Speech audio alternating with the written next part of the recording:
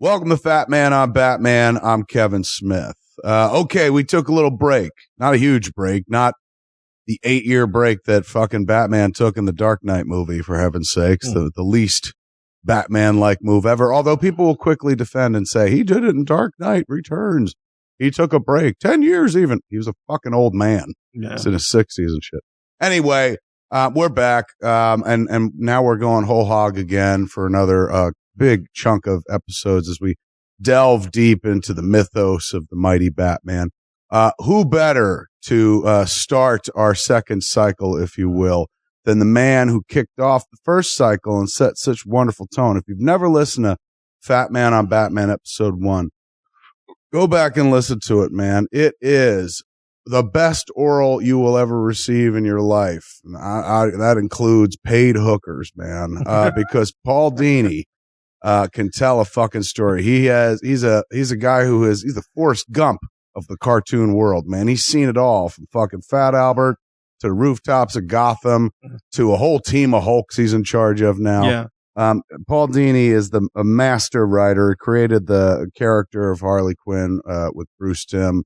He created the Batman animated series. He's been working. He created Mad Love, if you remember the comic book, which then became the actual cartoon in Batman the Animated Series. If you ever hear the word Batman in pop culture, there's a list of 50 names attached to it, and Paul Dini is definitely one of them. He's one of the best, if not the best, Batman writers on the planet, both in comics and in animation.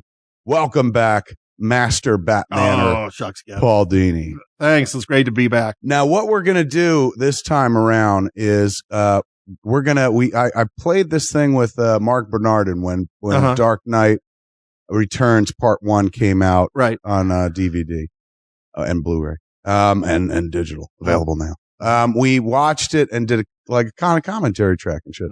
So immediately people on Twitter were like, do that for the entire animated series. Bring back Paul. I said, good idea is a good fucking idea. Yeah. So we're going to kick back tonight with Paul and watch some of the Batman animated series we talked about back in episode 1 of Fatman on Batman with Paul. 2 that he wrote and has his name all over, and 2 episodes that I most identify him with. And a lot of people probably identify him at least with the 1, if not the 2. We're going to watch Hard Ice, which is, of course, the Mr. Freeze reinvention, which changed the character, made him better, viable, and that origin is now lore. Even in the New 52, there's a variation of that origin. And then we'll also be looking at Over the Edge, one of my favorite episodes of the animated series. Paul also wrote, too, and it's a very Batgirl-centric episode. So we'll check that out. I've got a few others pulled as well.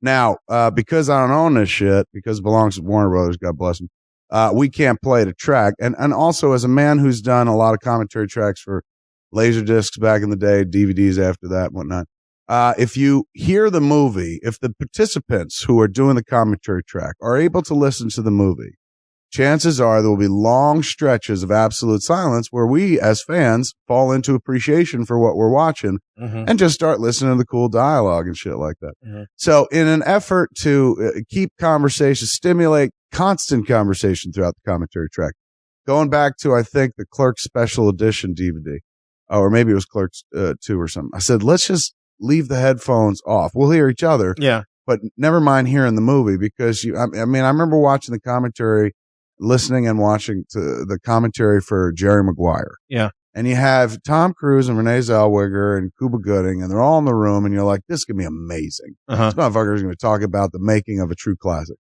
And it's literally like 20-minute stretches of like, I love this part. Yeah. Silence.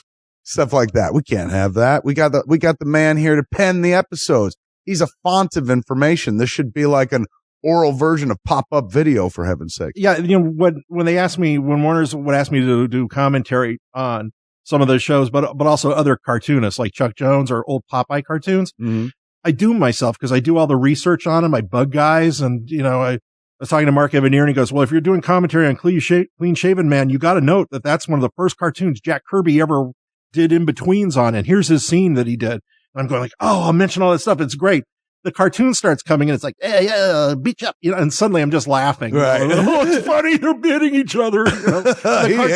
He hits after he eats a vegetable from a can. Yeah. Hey, you little punk. And then, I'm laughing and all my notes are gone. I never think to mention them. And then guys go right on the internet. You know nothing of animation. It's the beautiful thing about this is we'll have, if you don't knock it out the park with tons of detail, we'll always be able to fucking come back. Think about those commentary tracks. Is once they marry them to a DVD, particularly back in the day, that was it. There was no second bite at the apple until you did another commentary track. Yeah. In the world of podcasting, yes. Oh, there's no mistakes. You can always go back and change. But I've had you in front of the mic many times now. Yeah.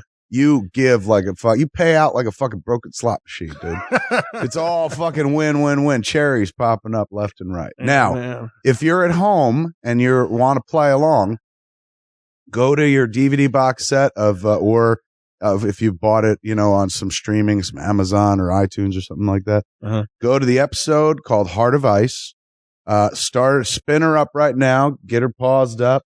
Pull up, we've got the Warner Brothers Shield animation logo up, man.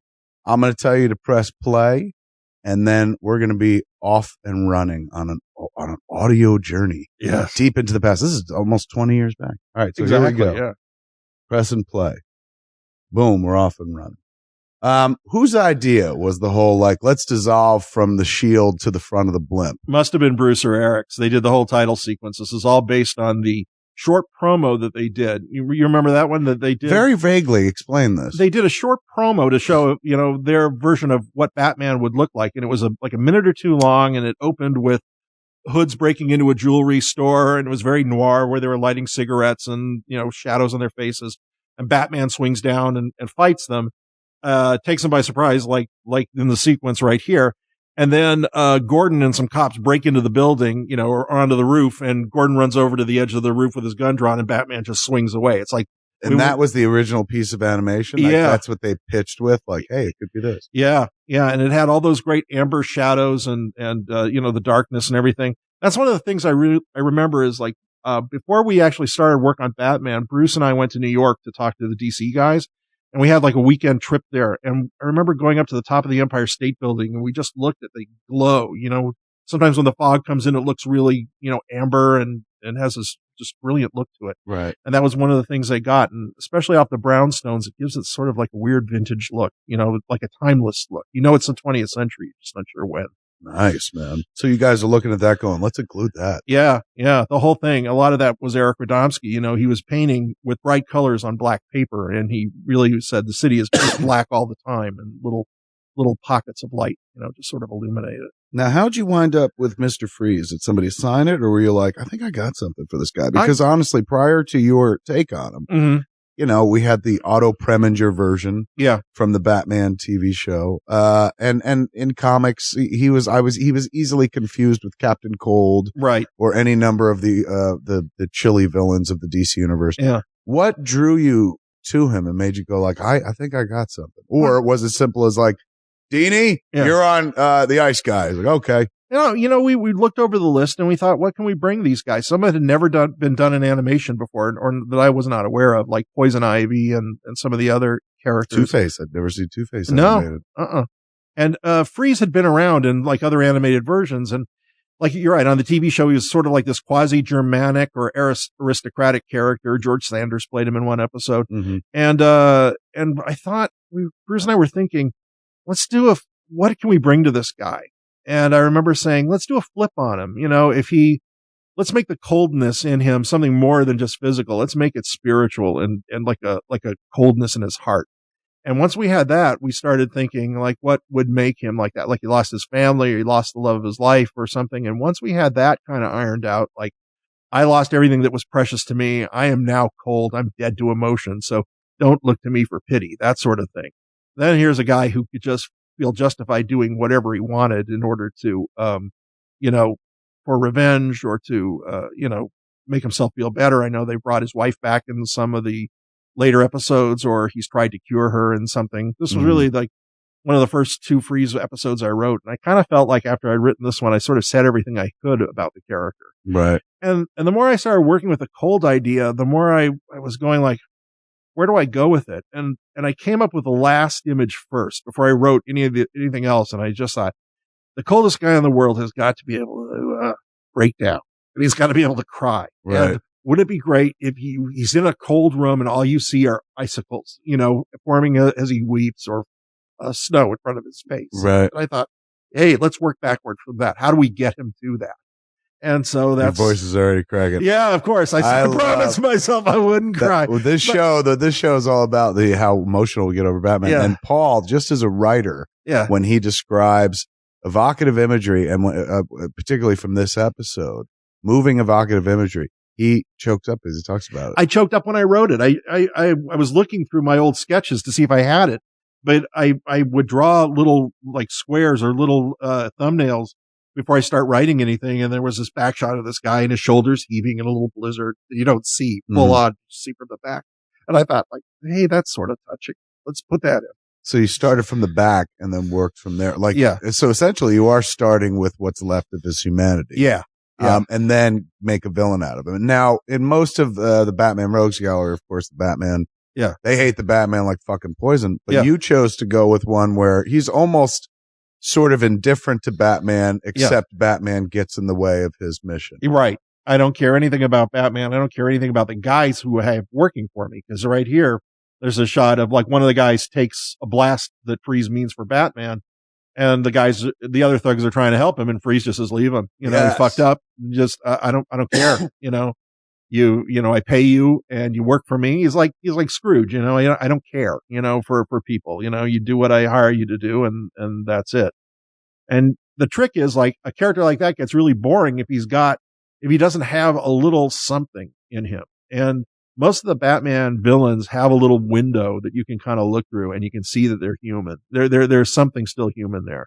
Well, particularly with this character. Yeah. The only exception to the rule, I'd say, is the Joker. The Joker is almost beyond There's nothing inside. There's nothing inside. And if there was anything, periodically you'll see something, and like when you guys did Mad Love, where he's just like, my father would smack me around, and you're like, oh my, and just like Harleen Quinzel, you're like, oh my God, no. Yeah. And then you realize you're just being fucking played.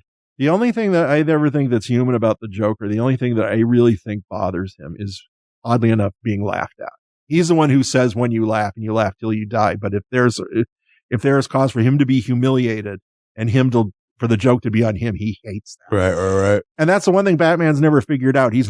Because Batman has no sense of humor, he's never figured out how to really turn that on the Joker. That would be his greatest weapon. Yeah, every time he faced him down, instead of beating him in the face, he just humiliated him, made fun of him, and crack wise. You're nothing. You're a skinny little dweeb, runs around killing people. You're less than nothing. You're less funny than Carrot Top. And everyone's like, ha ha ha, and he's like, ooh. Here's the moment you're talking about where a motherfucker gets his legs frozen and whatnot. And I remember, spoilers, it's going to happen in a few seconds. Yeah. Batman puts him in the Batcave in what looks like a Bacta tank. Of course. Empire. Is that what it is? Yeah. So when you're writing, are you sitting there going like, look, why not? Why not? Bacta tank kind of thing. We have Mark Hamill doing the voice of the bad guy in this. So let's make it another nod to Star Wars. Another nerd nod to Star Wars. Nod. Excellent point. This is Mark's first work, isn't it? And he said he was on episode 2 and 3 of Fatman On Batman. And he talked about, there's the Bacta tank. Yeah, it absolutely is. And he's masked, of course, so he can't see where he is. Yeah. But he talked about doing this before he ever did anything else as the Joker. He thought, like, well, at least I got this voice in the show. Yeah. And then they came to him for the Joker later because it was originally, what's his face? Tim Curry, yeah. Tim Curry. Yeah. But he talked about, like, I'm in Heart of Ice. And he speaks about it. I'm sure if you haven't heard it, listen to it. It's fucking. Oh, I did. I thought it was great. He's wonderful, but he talks about who's the actor who does Mr. Freeze? Michael Ansara. He does. He was like, I was on the recording stage with him, watching him go, and they kept asking him to do less and less till there was almost no humanity, and he did like an eerie impression of his voice going like, I would weep if there were tears left to, and he did it with the perfect pace, man. But he too is a massive fan of this episode. This episode kind of represents the absolute best that series ever had to offer, because it can absolutely work for kids, but this is an adult half hour of entertainment. Touching, goes into the heart. There's shit you hadn't seen before, and yet you're also dealing with classic themes at the same time. Yeah, and this character that Mark did, Ferris Boyle, he was sort of like, he was an interesting character in that he's like, he calls his company the People Company, and we want to help. And Mark did a great job because he caught that this is like a youngish billionaire, executive, kind of not dissimilar to Bruce, who preaches like the company is the family, but he's the first to fire you and got you. Hey, you know what? He looks a little like Mitt Romney. It is. And now that as you were describing, I was going, wow, he's kind of got a Romney thing going on. Oh, hell, man. There it is. That could have been our future. Yeah. Thank God. Yeah, it's like I buy small businesses so I can gut them later. And there's a Bane connection, as we recall from Rush Limbaugh. Now, so at this point in the series, how deep into the show were you guys when you wrote this episode? We were kind of finding our way. We had developed the show like almost a year before we'd done the first development on it. Bruce and Eric were drawing and coming up with visuals and hiring artists and doing crews, because they wanted to do it in crews under directors like the old studio system. And there was kind of a trial period as far as writing goes, because I had moved off writing. I'd gone back to Tiny Toons to do another season of that when I wasn't exactly sure when Batman was getting up and running. And then I wound up taking time off to work on a movie, and Alan Burnett came in and he said, "I sure we should come back to Warner's and come back on Batman." And I said, let me write a couple of scripts for you. And this was the first one I wrote. And I was sort of, this one and, Joker's Favor, I sort of wrote them while I was in the middle of writing another movie. And so once I saw how these were looking, I said, I'm going to come back full time and work on the show. I really, really love it. And then the show was kind of feeling its way. There were some earlier scripts that just, if you watch the whole run of them, that maybe weren't as sharp, or Batman was still finding his footing. Or like I think the first one they aired was Cat and Claw, maybe part 1 and part 2. And it had that chick in the red outfit. Yeah, Red Claw. I don't remember. Is she a comic book character? No. So she was a creation just for the show. Right. But we figured, we have Catwoman in the show, so we've got a rogue character in there. It's just two villains in that one. And, that was fine. Like when you watch the episode, you're like, right on. They're doing Batman justice. He's coming across like the comic book Batman. But when this episode aired, this was such a game changer. Like I remember Walt Flanagan calling me up and being like, did you watch fucking Batman today? He's going, the Mr. Freeze episode is mind-bending, because they would run trailers for tomorrow and they would show you a little piece. And it was like, I think the Mr. Freeze episode was maybe following like Man-Bat or something, or Joker. And so you're just like, Mr. Freeze. Then when you watch the episode, it's just like, oh my God, man. Like it proves any character in the hands of an insanely talented writer can take that character and fucking elevate. There's no such thing. Like some people are talking about with this new Star Wars deal, they better not bring back Jar Jar. In the hands of someone who can handle Jar Jar or bring something to it, even Jar Jar could be made to sing. I wanted to write a Jar Jar episode for Clone Wars, and I pitched it, and for whatever reason, I think they treat him like they treat him like Disney treats Song of the South. They're like, that doesn't exist. Bill Cosby bought him. They weren't. What I pitched, I thought was a good story for him. It was actually a role that showed him as a senator, and him having to, someone's trying to buy a vote from him, or and he actually filibustered, like at the end of Mr. Smith Goes to Washington, because he does a long speech. Yeah, because the idea was it was a weird, it's kind of a weird story where he finds out that this planet that is of no consequence to anybody that actually has a life form that no one has discovered, but he is aware of. It was like Horton Hears a Who. And he filibusters and he says, no, there are beings on this planet. Misa, hear peoples. Yeah, something like that. And it's like, and everybody just says, you're a joke, get out of here, someone assassinate him, that sort of thing. And I just thought, it would be fun to actually kind of take him seriously, to give him a heroic moment within that milieu. But they kind of had the season mapped out. And they're also like, we don't say the J word around here anymore. The double J word. It was like my killer Ewok episode. It's like, it was interesting, but I wanted to do this episode where Anakin and Padme are in a hostile area, and they go into like a bar that's worse than the Star Wars bar. And they go, we need to hire an assassin. And they go, you want that guy? And the guy's like 3 times as big as Lobo, stands up and towers over them. and then moves away, and then you just see this Ewok sharpening a spear. It's like the guy, yeah, you come to Chuck Chuck. I'll get you through. And it's like, no vicious Ewoks. Come on. They were like, you can't do that, man. They're teddy bears, yeah. dude. Yeah. This, what we're seeing right here in the episode, of course, is the secret origin revealed. Almost straight out of sci-fi, classic chemicals, yes, explosions. You don't know what happened. The tragic transformation. You know? Something bad happened, and he can never stand a temperate room anymore. Yeah, but it was. I remember you watching this episode, and you're like, "Oh my god, his wife, dude, his wife!" Yeah, no, it's yelling at Mark Hamill's character at Ferris, but it was really touching. And then you get into the classic villain origin story right here as he narrates to Batman, and he's got his utility belt over his fucking shoulder. Yeah. Like, this harkens back to the Batman TV show in moments where you're like, oh, he's in a death trap and shit. I mean, there's no death trap, but he's trapped and shit like that without his belt. Yeah. And it gives Michael Ansara a chance to just chew the fucking scenery in a good way. I mean, this dude really got robbed. Should have got some sort of Emmy nod for vocal performance. I agree. So bittersweet and tragic. You know, and of course there's a little bit of effect over it where, you know, make him sound like he's coming through speakers or whatever, but the humanity in that performance, which lacks humanity, is really, really moving. And also Kevin Conroy crushes in this scene as well. Yeah. Because he's sympathetic, but at the same time he's drawing information, and you know he's like, I don't want to beat this dude's ass, but I'm gonna have to. Right. I always felt that, you know, it was sort of like there are certain villains that Batman feels he can reach. Like Freeze is one of them, you know, because you used to be human, you used to have passion and, you know, compassion for people. And that he would like to win those back, you know, or at least not make them a threat anymore. And Kevin really caught that. You see that moment there? There's a flash where the bat symbol was backwards. Yeah. It was yellow instead of black, and the yellow was black instead of yellow. Now, who does the animation on these back in the day? Overseas? Go to Korea? I think this was a studio called Don Yang. I'm almost sure it was Don Yang, and there are a couple of gonks. There are a couple of places, you know, where even in the best animated film, you know, there are continuity gaffes, you know, here and there. You know, sometimes you look at old Disney films, the character's wearing a hat in one scene and they're not in another.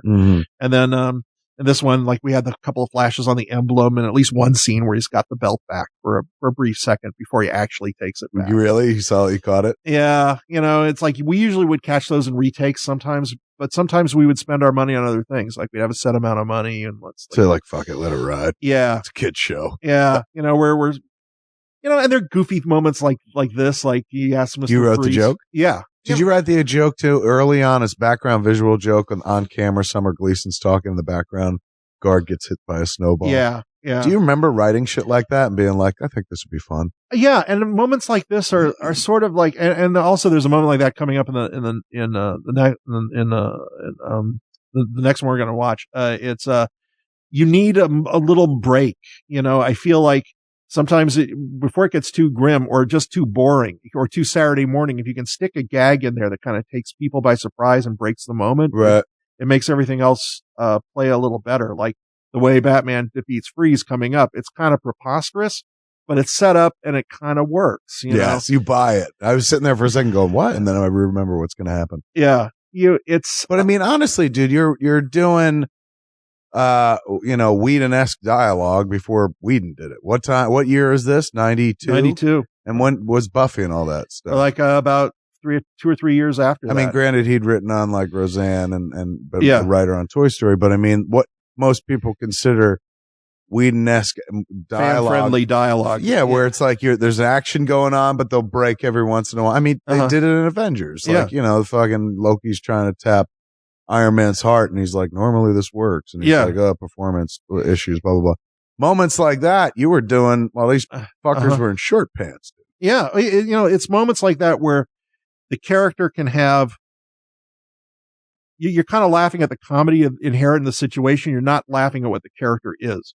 And that, as a kid, watching Batman, Adam West Batman. Bang, look. Oh, I just punched that fucker in the face. That's one of my favorite Batman moves in the world. He's the preoccupied. Batman bitch slap. Yes, he's preoccupied. He just throws his fucking fist back to somebody. Oh, and this was a sweet move. I love that. I remember, and I didn't even know you when I first saw these and shit, but I remember seeing that and being like, that is so inventive. And that was creative. Another one that I sketched that up, like Mr. Freeze, he knocks the fucking fire hydrant off, it explodes with water, and then he uses his gun to just ride it straight up. Yep.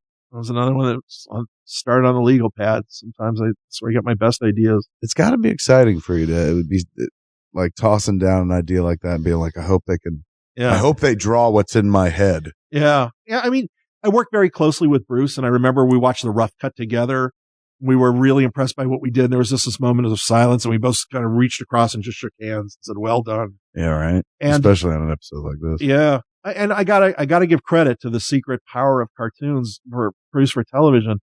You hear a lot about the network and everything, but in this case, Margaret Loesch was in charge of Fox Kids. They originally premiered on Fox, and she had this and she had X-Men, and her rule was just do your best. And you never hear that from executives, because they come in with notes and they want you to meet the focus group, and they want you to.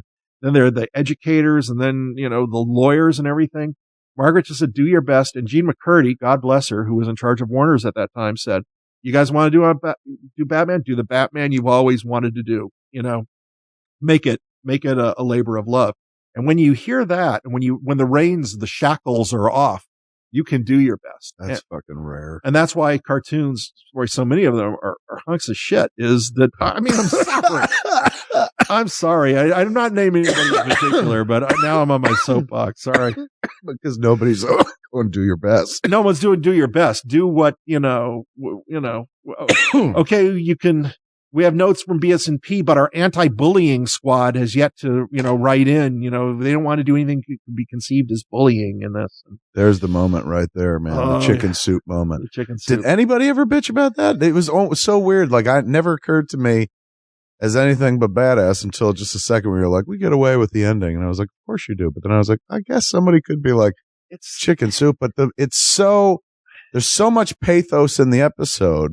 And again, even the performance, like of Michael Ansara right there, as he's still trying to reach and wreak his final revenge on the Ferris Boyle character. Well, Batman couldn't use an icicle like in Die Hard 2. He had to use the reverse of that. Right. And so we set up the chicken soup, and we just thought, it's goofy, but 90% of Batman can be balls to the wall great, but you got to put in at least 0.5% goofy. Because it is a dude in a cape. It is, This is the moment that started the whole thing for you. Yeah. It is, it's incredibly fucking touching. Yeah. And even though it didn't animate quite the way, I'd seen it or, sketched it out, it's still in there. And, I just, there are his tears. Scrooge would not be a great character unless he had those revelations. Right. Freeze is not a great character unless he has a heart and can be touched, however slight. Oh my God. I loved, look at that. And there's Batman. Yep. And they play that, the stirring. Who did the score? Shirley Walker.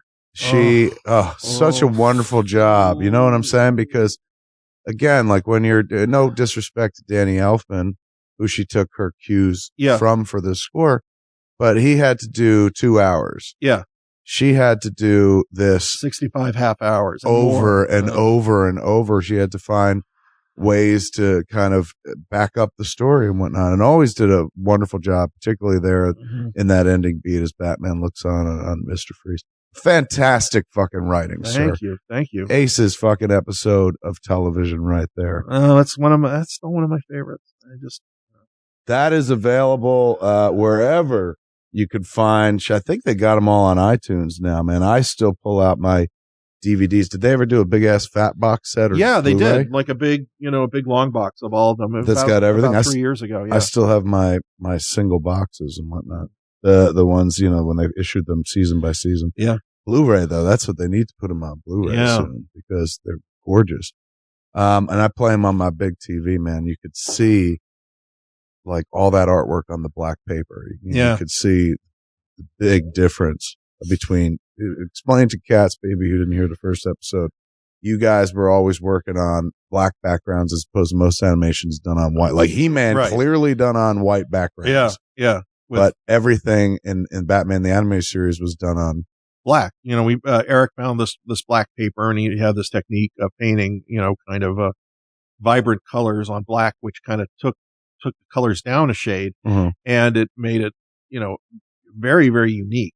And I'm working with Eric now on Hulk and some of the Marvel shows, and he's always an innovator. He's always finding very creative ways to do animation and to come up with new things for animation. And when he came up with that technique for Batman, we just said, man, never seen this before. Let's do it.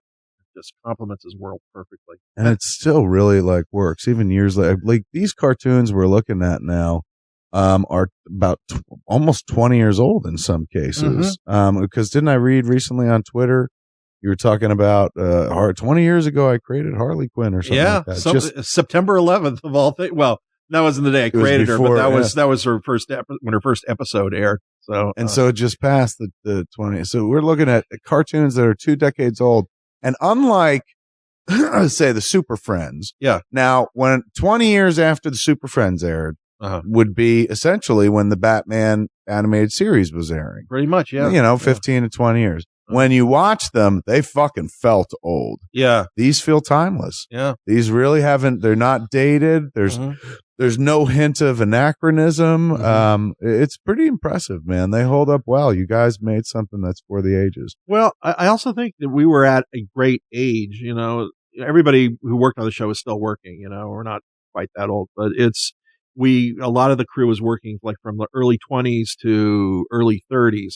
And now was time we thought let's do something really cool. It's our turn at bat. So, everybody from look at the ever writing. I know. What a good writer you are. I was. No, you are still. But, Kevin Altieri, our directors, Dan Reba, Boyd Kirkland, so many of them, they've just said, I've always loved Batman, and now's my chance to do something with him. So everybody really got a chance, from the designers to the storyboard artists to the layout people to even guys like Mark Hamill, to Kevin, to rethink what they liked about Batman and bring it all to the table. When you do a Batman story, for the comics, it's my turn to write Batman. Everybody had that feel here that we're all, not only are we contributing to something special, but let me see what I can bring to the party. Now, let me ask you this, man. Yeah. Last time you were here, we didn't talk about Batman Brave and Bold. You wrote the last episode? Yeah. That's the episode that made me finally watch that show. Once again, dude, I might cry talking about it. Yeah. The ending of the last episode of Batman Brave and the Bold. Yeah. Is so fucking profoundly powerful. I had Diedrich Bader in here and sat him down, and dude looked at me like maybe I should call a cop when I started telling him how beautiful that moment was. Yeah. But Batman turned to the rap party. Yeah. Which is kind of surreal in and of itself, just seeing all those characters gathered. But then him turning to the character, the melancholy of it. Yeah. And then him turning to the camera to address is a fantastic piece of television. Thanks. I had been driving, as I talked about in the other episodes, I've been driving past, the Warner's lot, and you see for the last few years, it was Brave and Bold Batman on the side of the building. And I was like, fucking smiley Bob Kane Batman. I don't want to watch that show. Yeah. And never watched it. Yeah. The whole time it was on. Yeah. Only until fairly recently. And then it was only because I saw that clip, because there was a YouTube, somebody was like, do you ever see this? And it was a YouTube clip. The Good Night clip. Of the Good Night clip. Yeah. Yeah. And I was so fucking moved. I was like, what the fuck? This was the show, and all these characters were in it. Yeah. I mean, even though it was called Brave and Bold, I assumed based on the side of the Warner's stage where that wonderful art piece is, that it was Green Arrow and Blue Beetle and Aquaman and Batman, and that's it. Yeah. And I was just like, and again, smiley Batman. Yeah.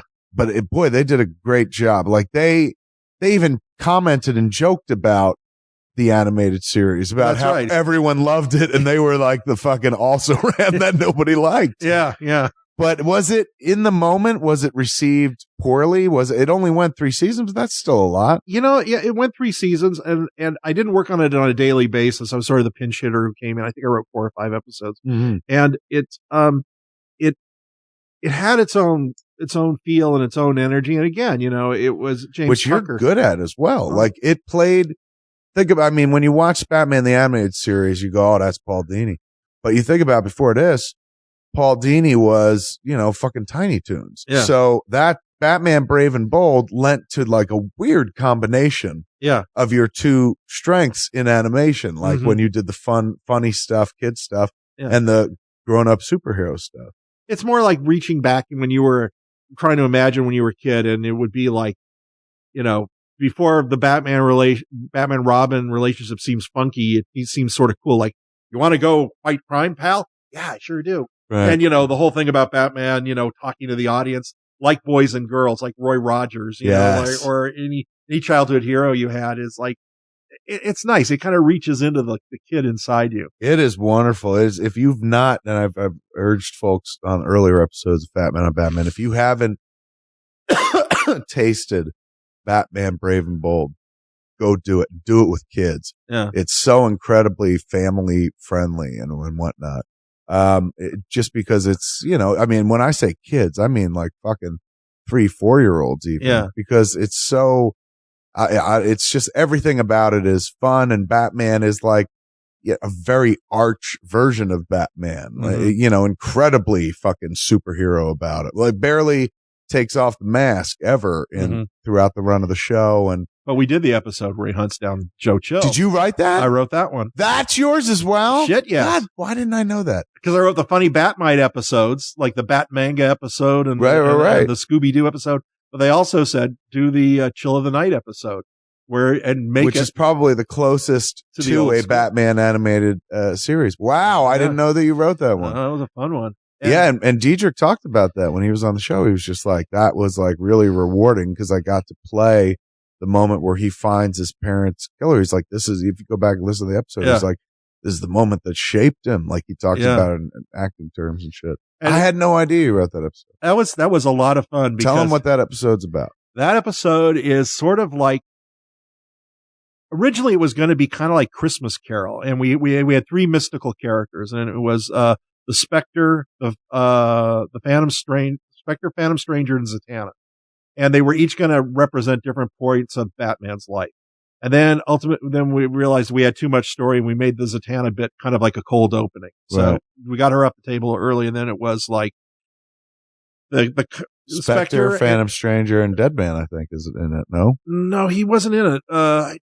Then it's just Spectre and Phantom Stranger, because at the end of the episode, they're like the angel and the devil on his shoulder. This is Batman is going to find out who killed his parents, and he can either go to the dark side, which is Spectre, and be an agent of darkness, or he can go to the Phantom Stranger side, be an agent of justice. And so they both show him things, so he's able to put it together and figure out, okay, it's Joe Chill. He's going to be selling weapons to the Rogues Gallery villains here. I'm going to go hunt him down, and I don't really know what I'm going to do to him.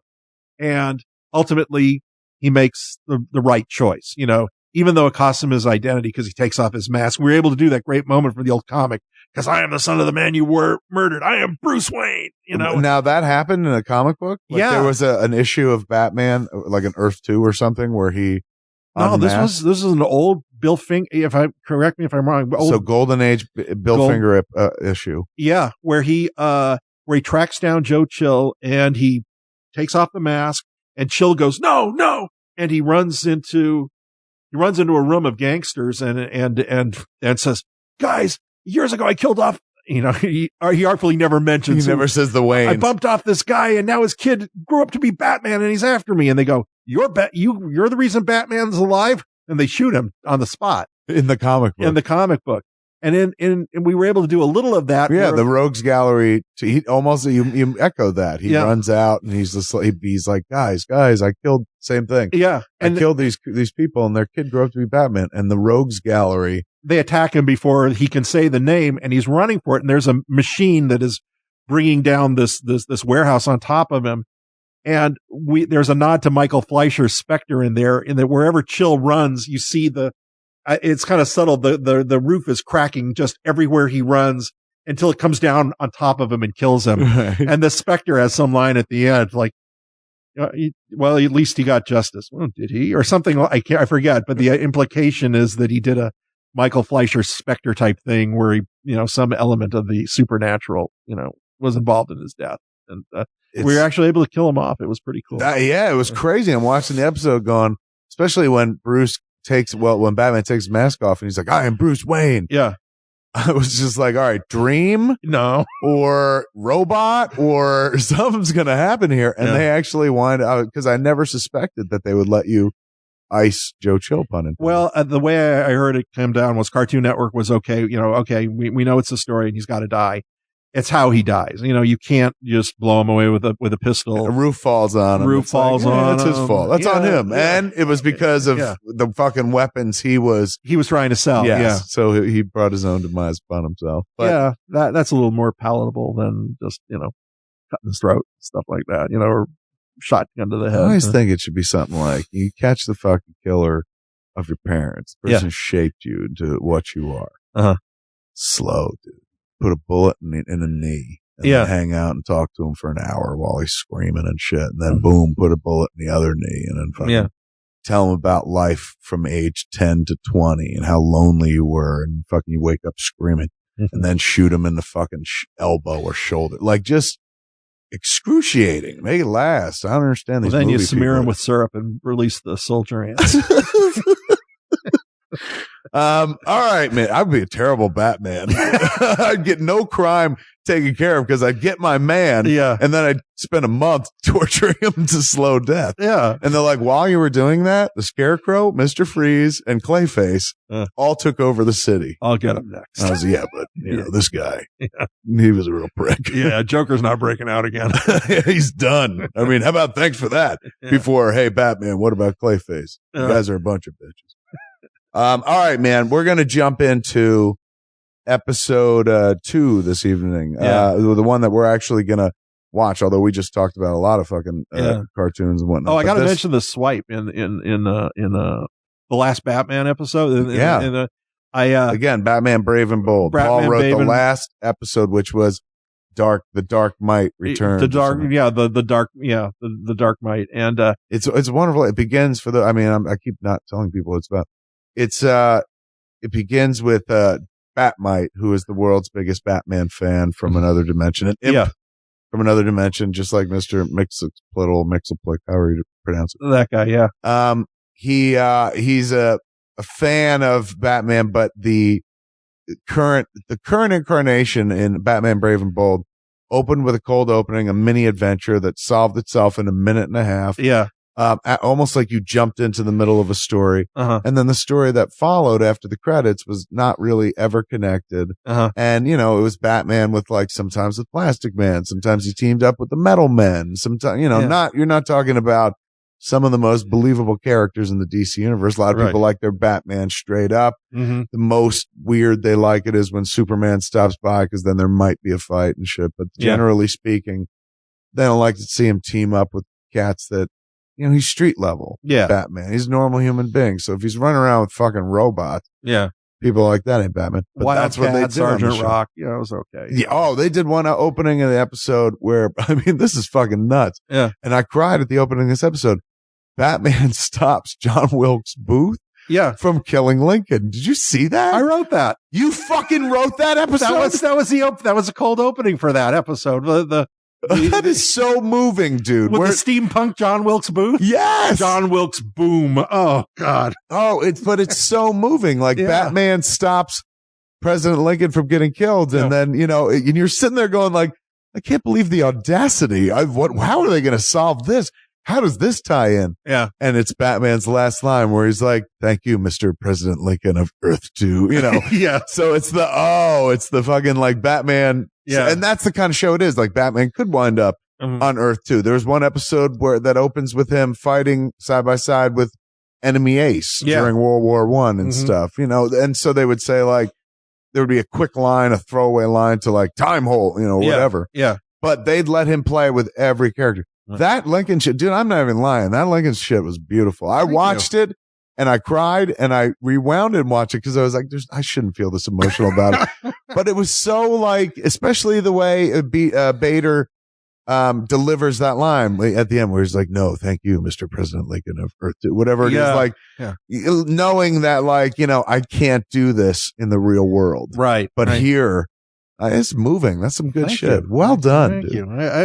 I had a really good time, jumping in and writing those, there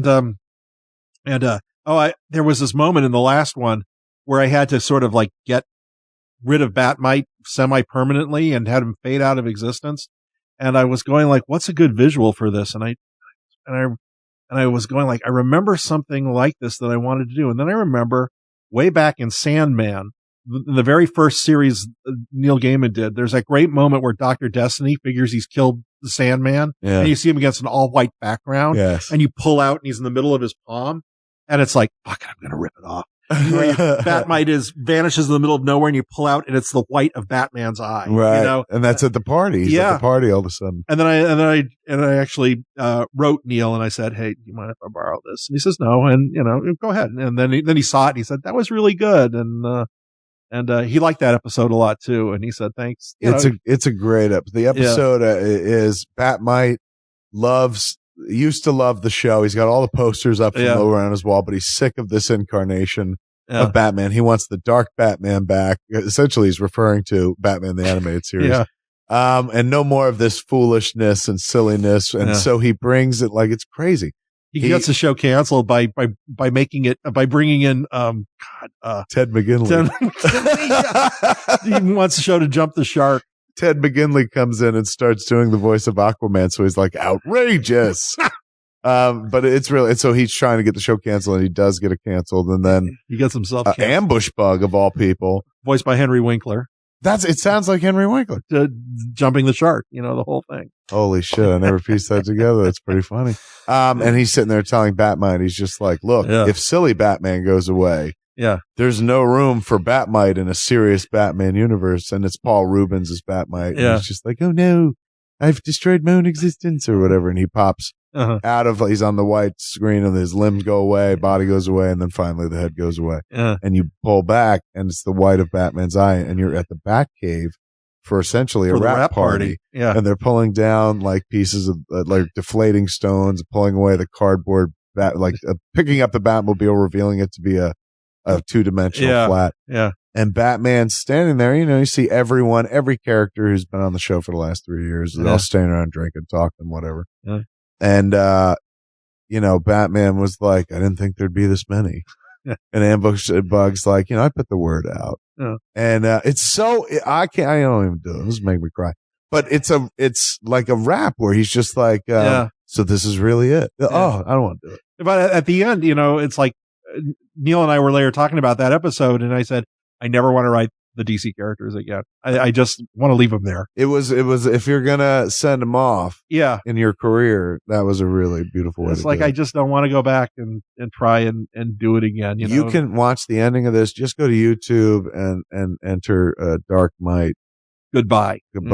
Or Graven Bull Goodbye. Or do better, go out and buy the box set. I have all the box sets on DVD. I don't know if they sell the episodes digitally, but get your hands on Raven Bull's good stuff. Now, back to Batman the Animated Series. The second episode that we're going to look at tonight jumps ahead a few seasons. I want to say it's like season 3, maybe. You could tell the characters, this is the redesign era. What happened there? Well, what happened was we'd done the animated series, and Bruce had done some things after that. Like they'd done like 1 or 2 movies with the characters and Superman. And he didn't want Superman to look like Batman because he thinks Batman has sort of like a dark, a bit of a vintage look to it, whereas Superman should be the man in the show should be the man of tomorrow. It should be bright. It should be optimistic. It should be more reflective of what the character is. So I'm going to try and streamline Superman. I just don't want to do a version of him as he would look in the Batman universe. I want there to sort of exist a Superman universe. So he designed that show, and he liked the looks of it an awful lot. And it was something, new for him and the crew. And then he said, you know what, I'm going to go back and try and re-envision Batman in that, like they were part of the same world. So it was an experiment, and it worked really well, for the most part. Some characters, not so much, but for the most part, people did embrace the new look. And he's done that with every show and every video. Like, Justice League is a little bit different than, looks a little different than Superman and the redo on Batman. And then some of the movies, he's taken, real big steps away from that original look. Right. So, and I think that's great. No artist really wants to be bound to the model sheet. It's like, it does not allow for a lot of improvisation. And I think that's a great thing that they've always given him free reign to kind of look at the characters, reinvent them a little bit. That sort of fits the tone of the shows. Now, this season saw Batman kind of looks roughly similar. Bruce Wayne looks decidedly different. Yeah. Almost, no, I wouldn't say younger, but definitely sexier. Yeah. He big barrel chested Bruce Wayne from season 1 and 2. Yeah. It's kind of been replaced by like almost a James Bondian. Streamlined. Bruce Wayne. The Joker, markedly different. Yeah. He no longer has pupils and irises, just big black cartoon eyes. Yeah. Catwoman's outfit and Catwoman's look changed. Jet black outfit. Jet black. Mm-hmm. The Scarecrow had a few changes. I want to say he changed even before this season. He did. But did they change? He changed a second time or?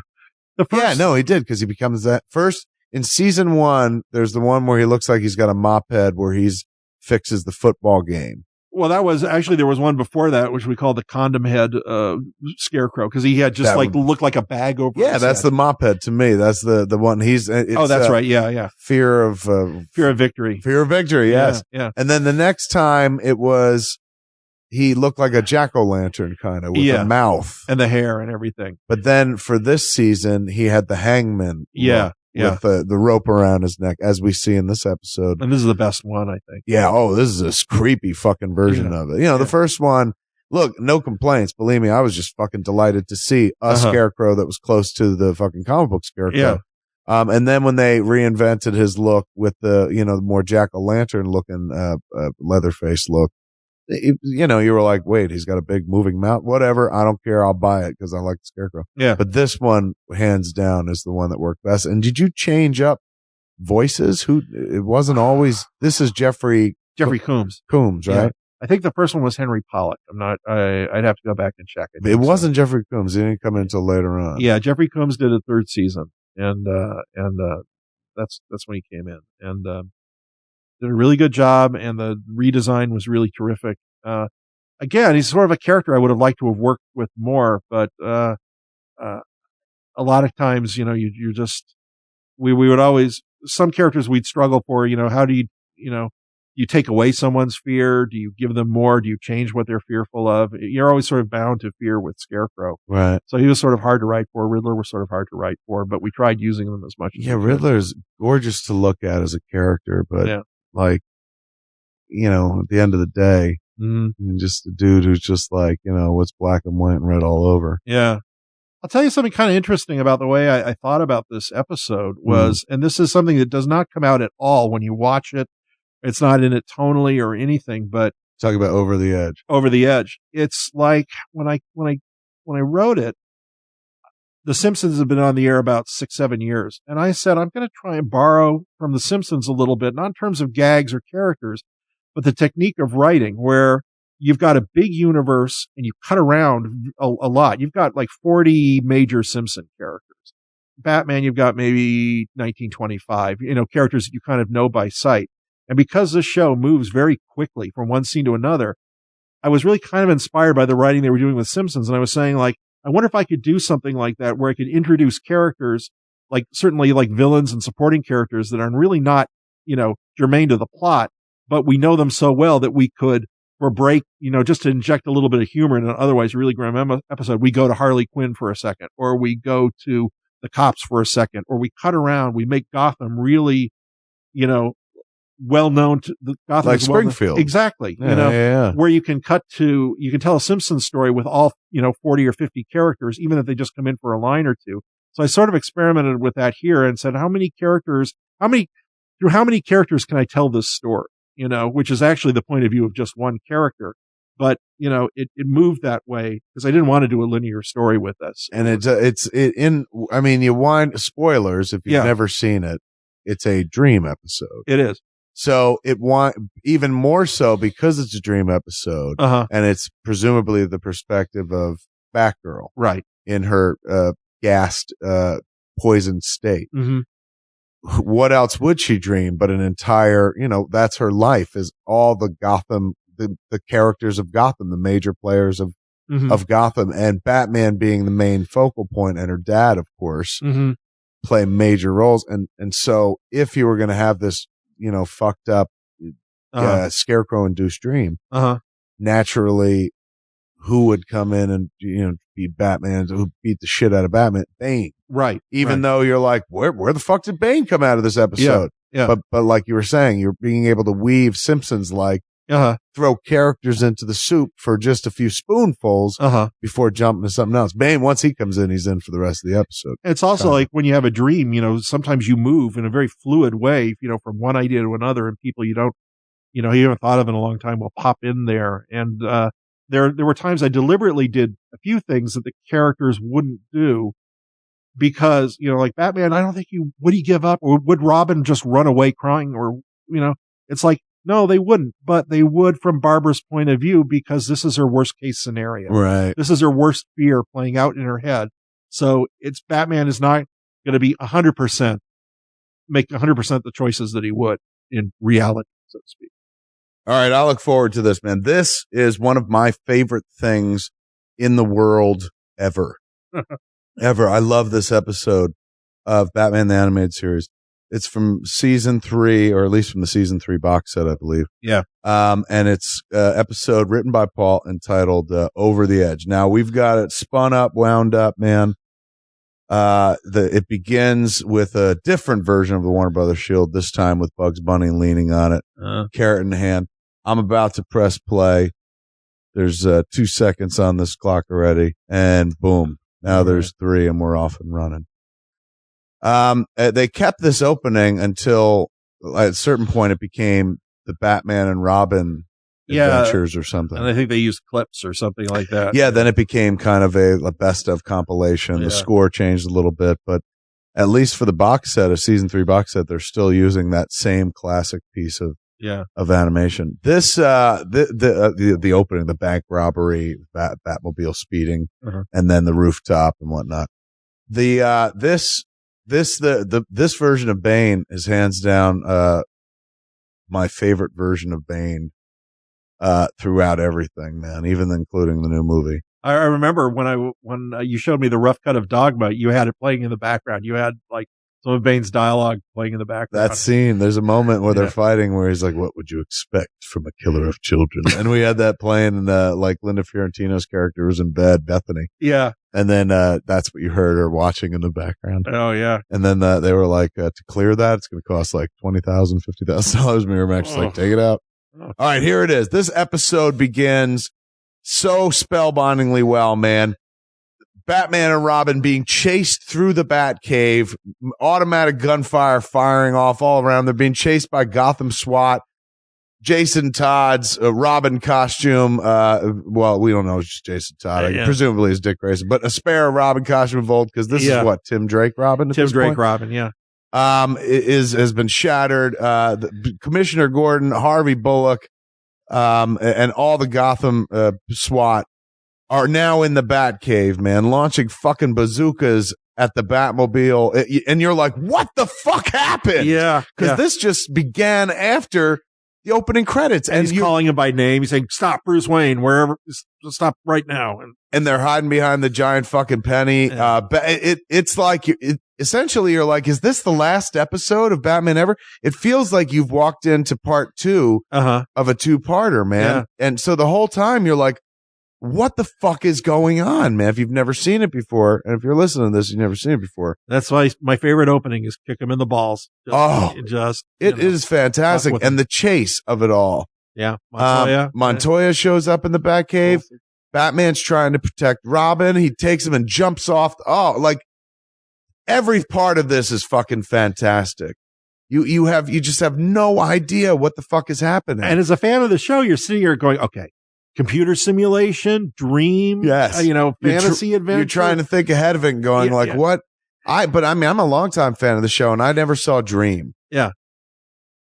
Alfred fucking takes Commissioner Gordon out before he could fucking get a headshot going on Batman. And then Batman and Robin get into the bat fucking boat and get out. Yeah. I mean, you're seeing parts of the cave in this episode that you'd never seen before. And the whole time you're just sitting there going, what happened? What happened? Yeah. Did I miss something? What happened? Yeah. And then you realize they're probably going to do it in flashbacks. They're going to tell you the story out of order. Where'd you get the idea to do this, motherfucker? Because this is fantastic. Look at the action. We're like, let me tell you, we're 3.5 minutes in. It hasn't fucking stopped. This is like getting fucked by a porn star. Yeah. This is like the one episode. This is like that cartoon where Daffy Duck, trying to get a bigger laugh than Bugs, drinks gasoline and sets himself on fire and blows up. And he says, it's great, but you can only do it once. Yeah. and this is like what every writer of I'm sure you've thought of this too. It's like the last Batman story ever. What is the last Batman story? How does it end for him? Nightwing shows up. Yep. And they're trying to get away and trying to be preserve the family and everything, but it's all just going to end terribly. And I thought, like, okay, I've got a laundry list of cool things I want to have happen. In the real world, if Batman's secret identity came out, he'd be stripped of his fortune because every thug he took a swipe at would come and sue him. Lawyers would go like, we've got him. He's got all that money. They'd have careers. That's true. I never even thought about that. Have you been in a car accident or hit by Batman? I can get you $1 million. And he's like, you wear the mask to protect your family, but really, it's like, you wear the mask to protect your fucking fortune because it's illegal to punch people in the face. And there he is, man. There's Scarecrow. Freaking Scarecrow. Look at how fucking spooky that dude looks. Yeah. It's a fantastic rendition of this character, man. Really, really chilling. I think a little bit of, Disney's Dr. Sin, the Scarecrow. Mm-hmm. Did you ever see that? A little bit of that went in. They pulled from there. Yeah, that movie. That's a creepy movie. Yeah. There was talk about doing that redoing as a feature. They should. They should, right? That would be awesome. Now they could totally do it in comic book style. Here you got the scene that everything kind of twists on right here in this episode of Over the Edge. Batgirl's about to take on the Scarecrow, the spooky version of the Scarecrow. Of course, perspective and animation, you could always fuck around with the audience and the character. And then, badang, man. Off the fucking roof she goes. Down she goes. Batman and Robin not there in enough time. And then, boom. Fuck. Here we go. This is chilling. Her dad, of course, Commissioner Gordon, in the car. Gadage. That's pretty fucked up that they would show that in a cartoon. Like that, somebody gets thrown off a roof. I mean, again, I guess maybe like what do you do to the Scarecrow? He's got him by the neck, and just knocks him Scarecrow's out. just laughing, and he just. It was the one moment where we were like, oh, I wonder if he's going to whip him off the fucking roof. And then Commissioner Gordon finds out that Batgirl is his daughter. Yeah. And that's where suddenly you're like, that's why he was in the Batcave with machine guns and shit like that. Yeah. And this is heartbreaking, man. Now, when I saw this, I wasn't even a fucking father. I was years away from being a father. Still, it's emotional. As a father, this is fucking nuts. And then this is a fine piece of acting. Was it Bob Hastings? Yeah. As the voice of Commissioner Gordon? Yeah. This is a fine piece of fucking performance here in a kid's cartoon. Yeah. Remember, this is a fucking kid's cartoon. Uh-huh. And he breaks down. Look at the tear. They let him roll tears and shit like that.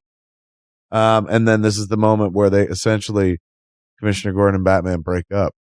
And you're never really sure if this was really happening. Would this be his reaction? But to Barbara, this is the nightmare. Yeah. Like, well, this is, I mean, as you find out, of course, Barbara was gassed by Scarecrow. So this is her nightmare vision. And her nightmare would be her father, this is like her version of like, my dad hates my boyfriend. Exactly. Yeah. And everyone's fucking rescuing his ass as per usual. I loved the version of Robin that you guys did in the show, the Tim Drake, Little Robin. Me too. I mean, there were things like, they did such great things with him. Like they would just put him on the side of a building, sitting there swinging his legs like a little kid, balancing, like walking like that.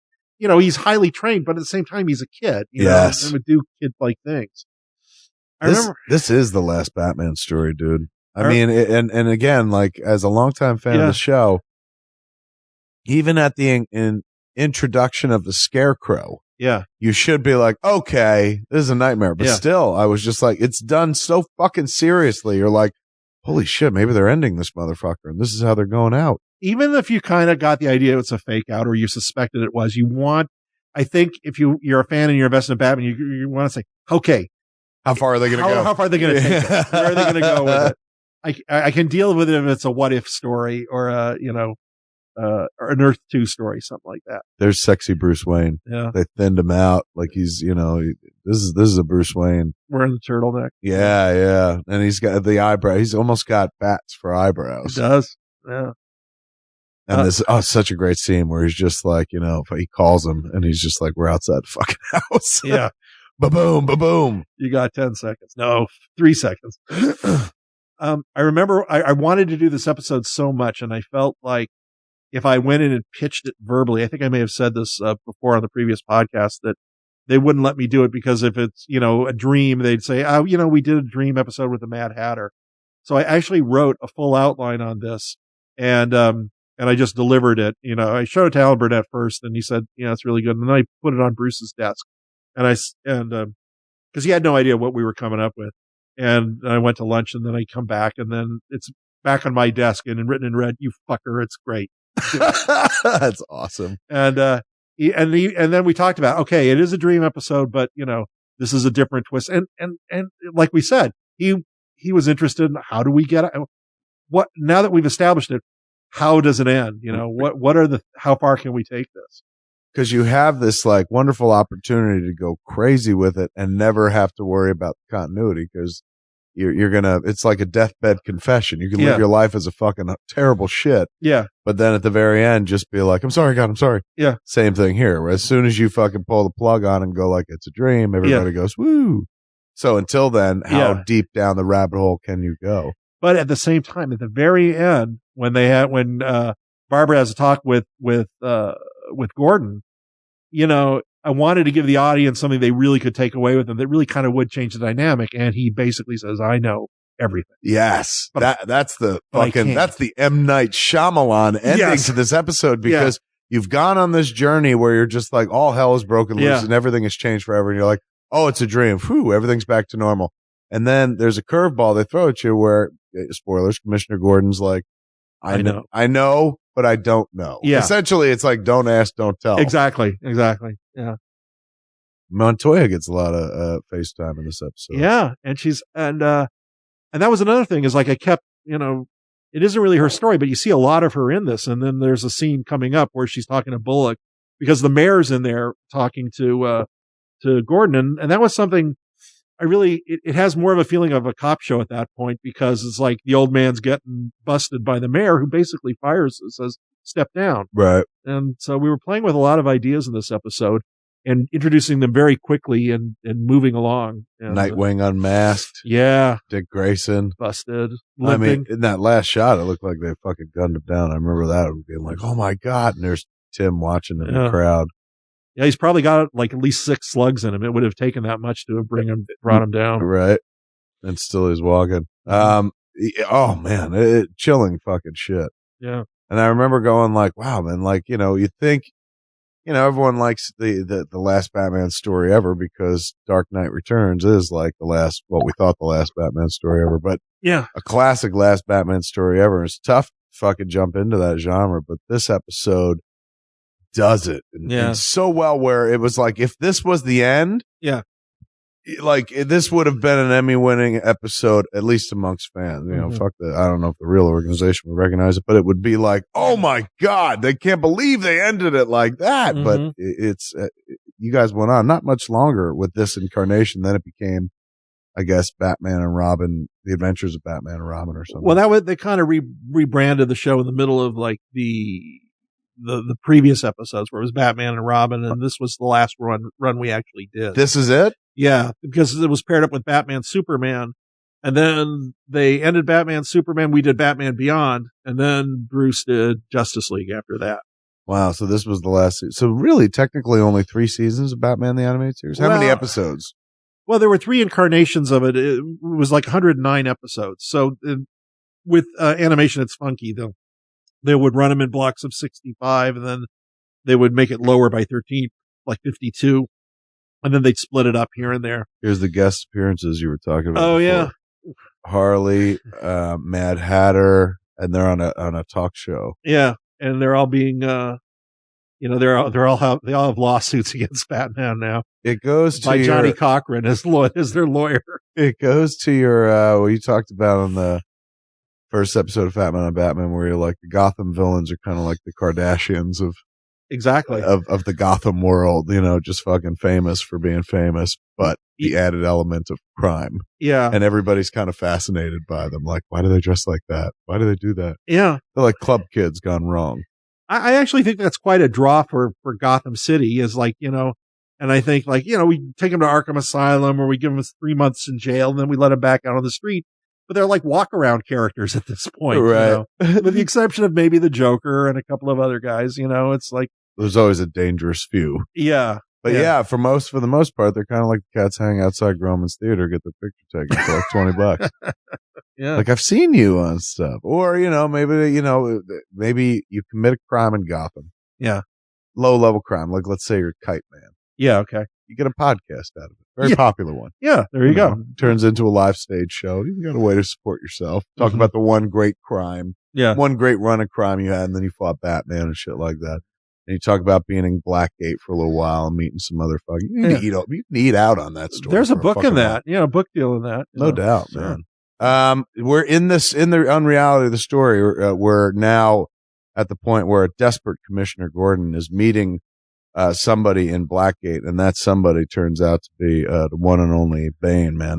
That was a character that I always thought was really dopey and tough to do, man. But I thought you handled them well, particularly here. Thanks. When was he introduced in the series period? Prior to this, I guess last season? It wasn't the first season. He was toward the, we did 65 originally in the animated series style. And then I think we did a pickup order of another 26 or something. I think he was in that order. So it still had the old look. And then they revised. Then Bruce did the revision of the look, where he basically first look was like more Mucha Lucha mask. This look is more fucking leather dominatrix mask when you finally see it. Well, I have to say, we really didn't know what to make of Bane when they first introduced him in the comics, and we thought, well, is this guy going to be a heavy hitter or not? So we may have played the character a little more loosely at that point, because we just didn't know that much about him. But people were saying, oh, Bane's going to be a big heavy hitter, and then when we did this episode, it's like, let's rethink him a little bit. Let's give him some gravitas. And he's been in some of the direct-to-video movies and other ones where he's actually been much more of a formidable character. Like, look at that mask in the neck. Like, that's more sadomasochist, S&M than Mucha Lucha. Oh, yeah.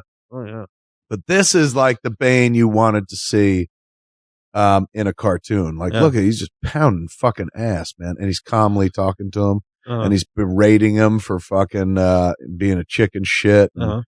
And he has that line that I talked about before, where he's just like, what would you expect from a killer of children? Because he, allegedly killed Batgirl. There was a little bit of this Bane in the one in the movie, where he's coming out and he's sort of like, where he's like a smart guy. And he comes across more urbane than just like, I will break you. Yeah. Yeah, this guy has intelligence. Batman, of course, always has more, catches a bunch of blocks in his fucking cape, but dang! Punches fucking evil in its stupid face, man, with a cape full of bricks. Sometimes evil fights back. Punch you right back in the mud. It's Sean Penn and Bad Boys filling up that pillowcase with sodas. It is, man. Batman's like, I don't want to leave a mark, man. Yeah. Put a bunch of orange in this bitch. Yeah. Did you ever get any pushback from, only Bane can get thrown from a rooftop through a light and live. Yeah. From people going, you can't fucking show shit like this. No. They're occasionally, even in these more violent episodes, I'd have to say it's a testament to the directing and the posing and a lot of things that you're just so into the episode that you don't even care. They let shit go, because literally it's like some of the shit, like you're showing kids like, yeah, man, look at that. This is how you fight a bitch. You get a fucking pillowcase full of bricks and hit them. What kind of heartless POS would you be to like something with this much in entertainment, to say, oh, I don't want that happening. Actually, there was one, and that's why the Return of the Joker, Batman got cut, because somebody objected, even though we were able to release it. But, that whole, because stabbed in the heart, or how he was stabbed with the thing. Yeah. Robin kills him. And, you know, that's how I feel. Like, Batman can't bring himself to kill the Joker, but fuck, Robin sure. Right. Oh, here it is, man. It's you're sitting here going, I can't believe that this it's so operatic, man. Yeah. Like Bane's about to take out Commissioner Gordon, for heaven's sakes, but Batman, bang! Batman cannot be fucking put down by evil, dude. They may break his back, but he will get the fuck up and punch it in its stupid fucking face. Yeah. Bane, of course, very easy to fucking defeat once you cut that cord and all the the juice comes out of him and whatnot. And then Batman electrocuting him was pretty hot because, you know, Batman doesn't do that sort of thing. He doesn't care anymore. But speaking of not caring, fucking Commissioner Gordon's still bitter about the death of his daughter right here, man. You don't want to hear it. He thinks about it, but then when he fucking goes for, never mind that, we forgot about old Bane in the background, man. Not dead yet. Gets up, Jason, like, takes the bat signal. Well done, the Mr. one Dini. Symbol of their union. And uses that to kill them. Oh, well, that's some writing, kid. Yeah. Look at that. You're looking at some writing right there. Boom. They're taken out by the fucking thing that bound them together. Yeah. And that, of course, is when we wake up from the dream, find young Barbara Gordon, Batgirl herself, being ministered to in the Batcave by everybody. He still won't take his fucking mask off. No. It's like, dude, you're in a hospital. He's like, that's why I need a mask even more. Yes. He's home and he's wearing a mask. It is true. He's downstairs and he's like, look at her clothes neatly stacked up, man. yeah, somebody undressed her. No doubt. Tim probably standing by, swinging his feet. Oh, he's swinging his dick. He fought as for well. the job. No, Alfred, I got this. This was really, really touching stuff right here, and a relief for longtime fans because you're like, oh man, I thought that was it. Yeah. And you got the best of both worlds. You get to have your cake and eat it too. You got to see the last Batman episode, but that wasn't it wasn't affecting continuity. And you saved the most touching piece of fucking strawberry shortcake for dessert, dude. Yeah. The father-daughter scene where Barbara's gonna tell him. She get that dream made her realize she's like, I can't hold it back from him anymore. And good acting from both Tara and Bob here. I mean, it's just that's right. We didn't talk about wonderful how Tara Strong is so fucking amazing. She is Batgirl in this all throughout this episode. But she's such a fantastic performer. If you haven't heard that episode of Fatman on Batman, stick it in your pussy. It's great. But this right here, I saw this long before I was a father. Shit like this teaches you to be a father. And you wrote this shit and you weren't a father. So you're clearly a fucking good writer, man. Oh, thanks. That's the kind of stuff you want to hear from a parent. Like, hey man, whatever you do, as long as you're happy. And that's the end of that. Like, I don't need to know anything more than that. Like my mom not sitting there going like, don't tell me about eating your wife's ass. I want to know that. You happy? Yeah. That's all I need to know. No kid of mine is gay. It's like that kind of thing. Yeah. Well, in our house, she's like, well, one kid of mine is gay. The other one, bi-curious bear.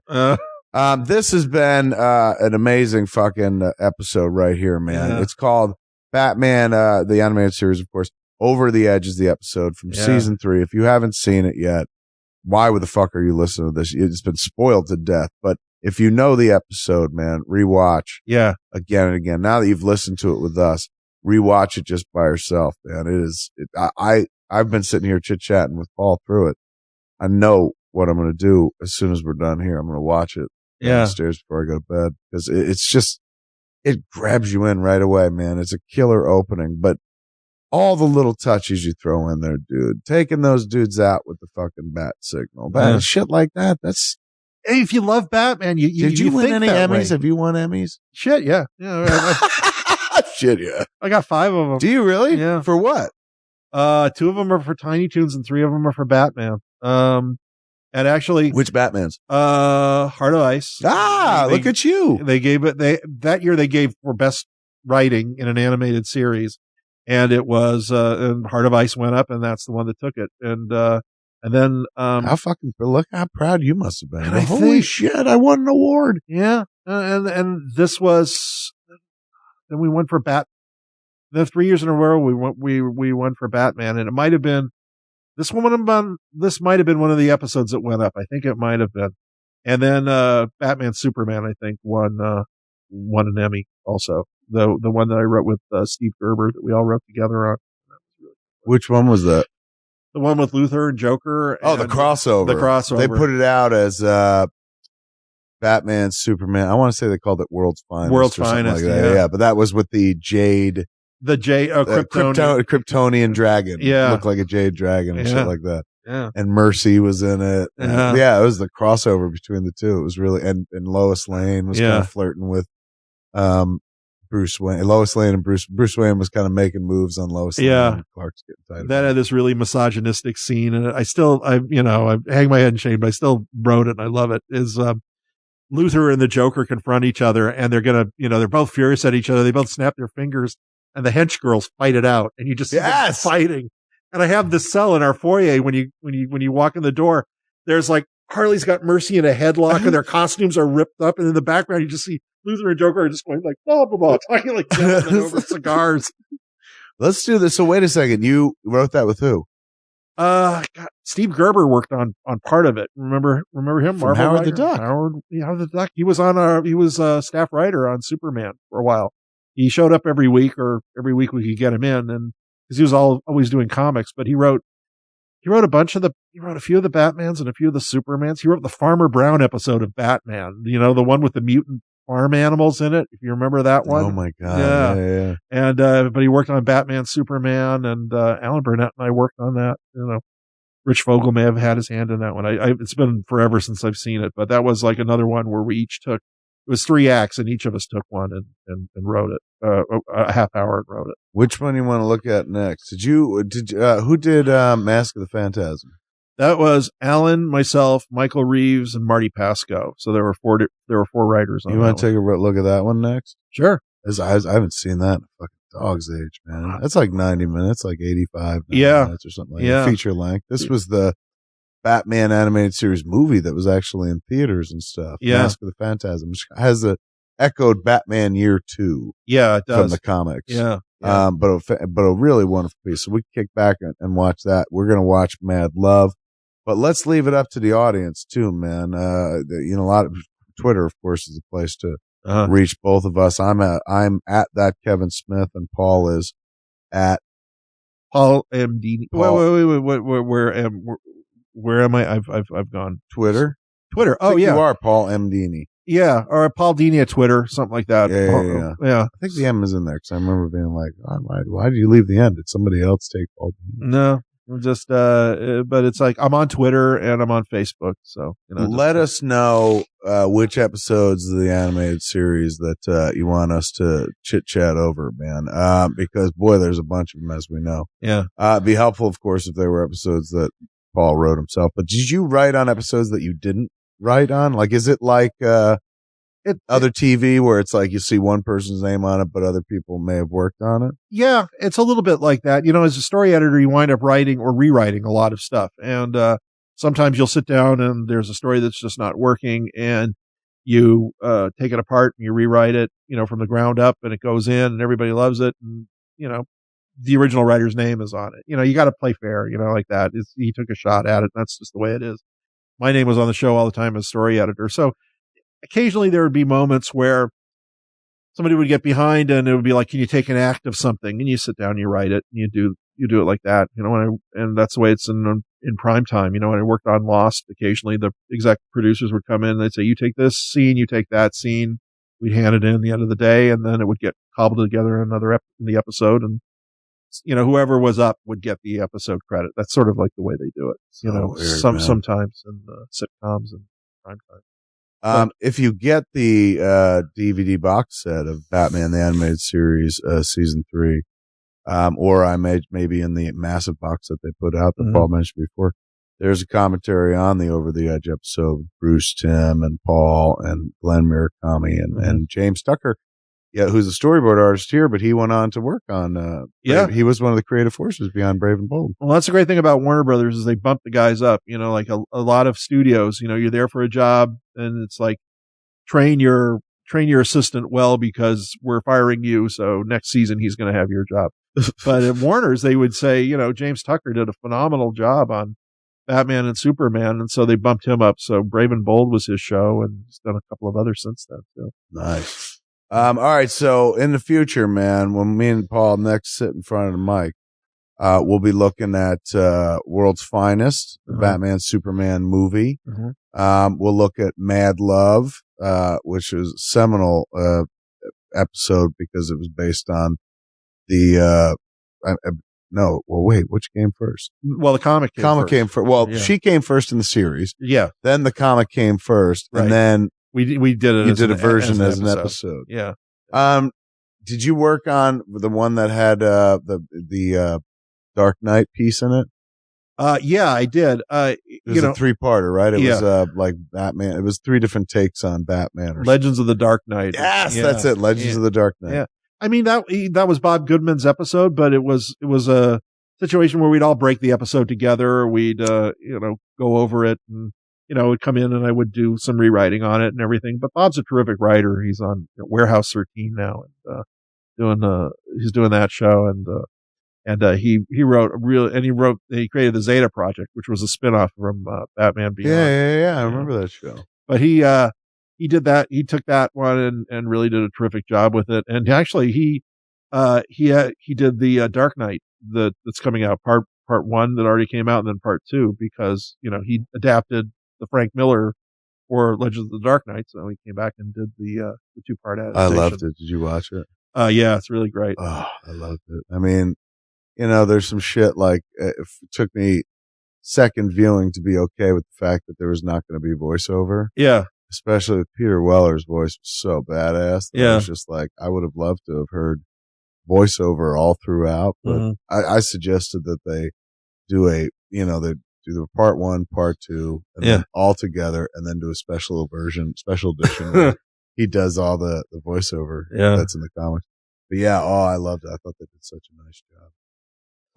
All right, man. So in the future, me and Paul, Mr. Dini here, the master, the Bat Master, if you will, the true Batman.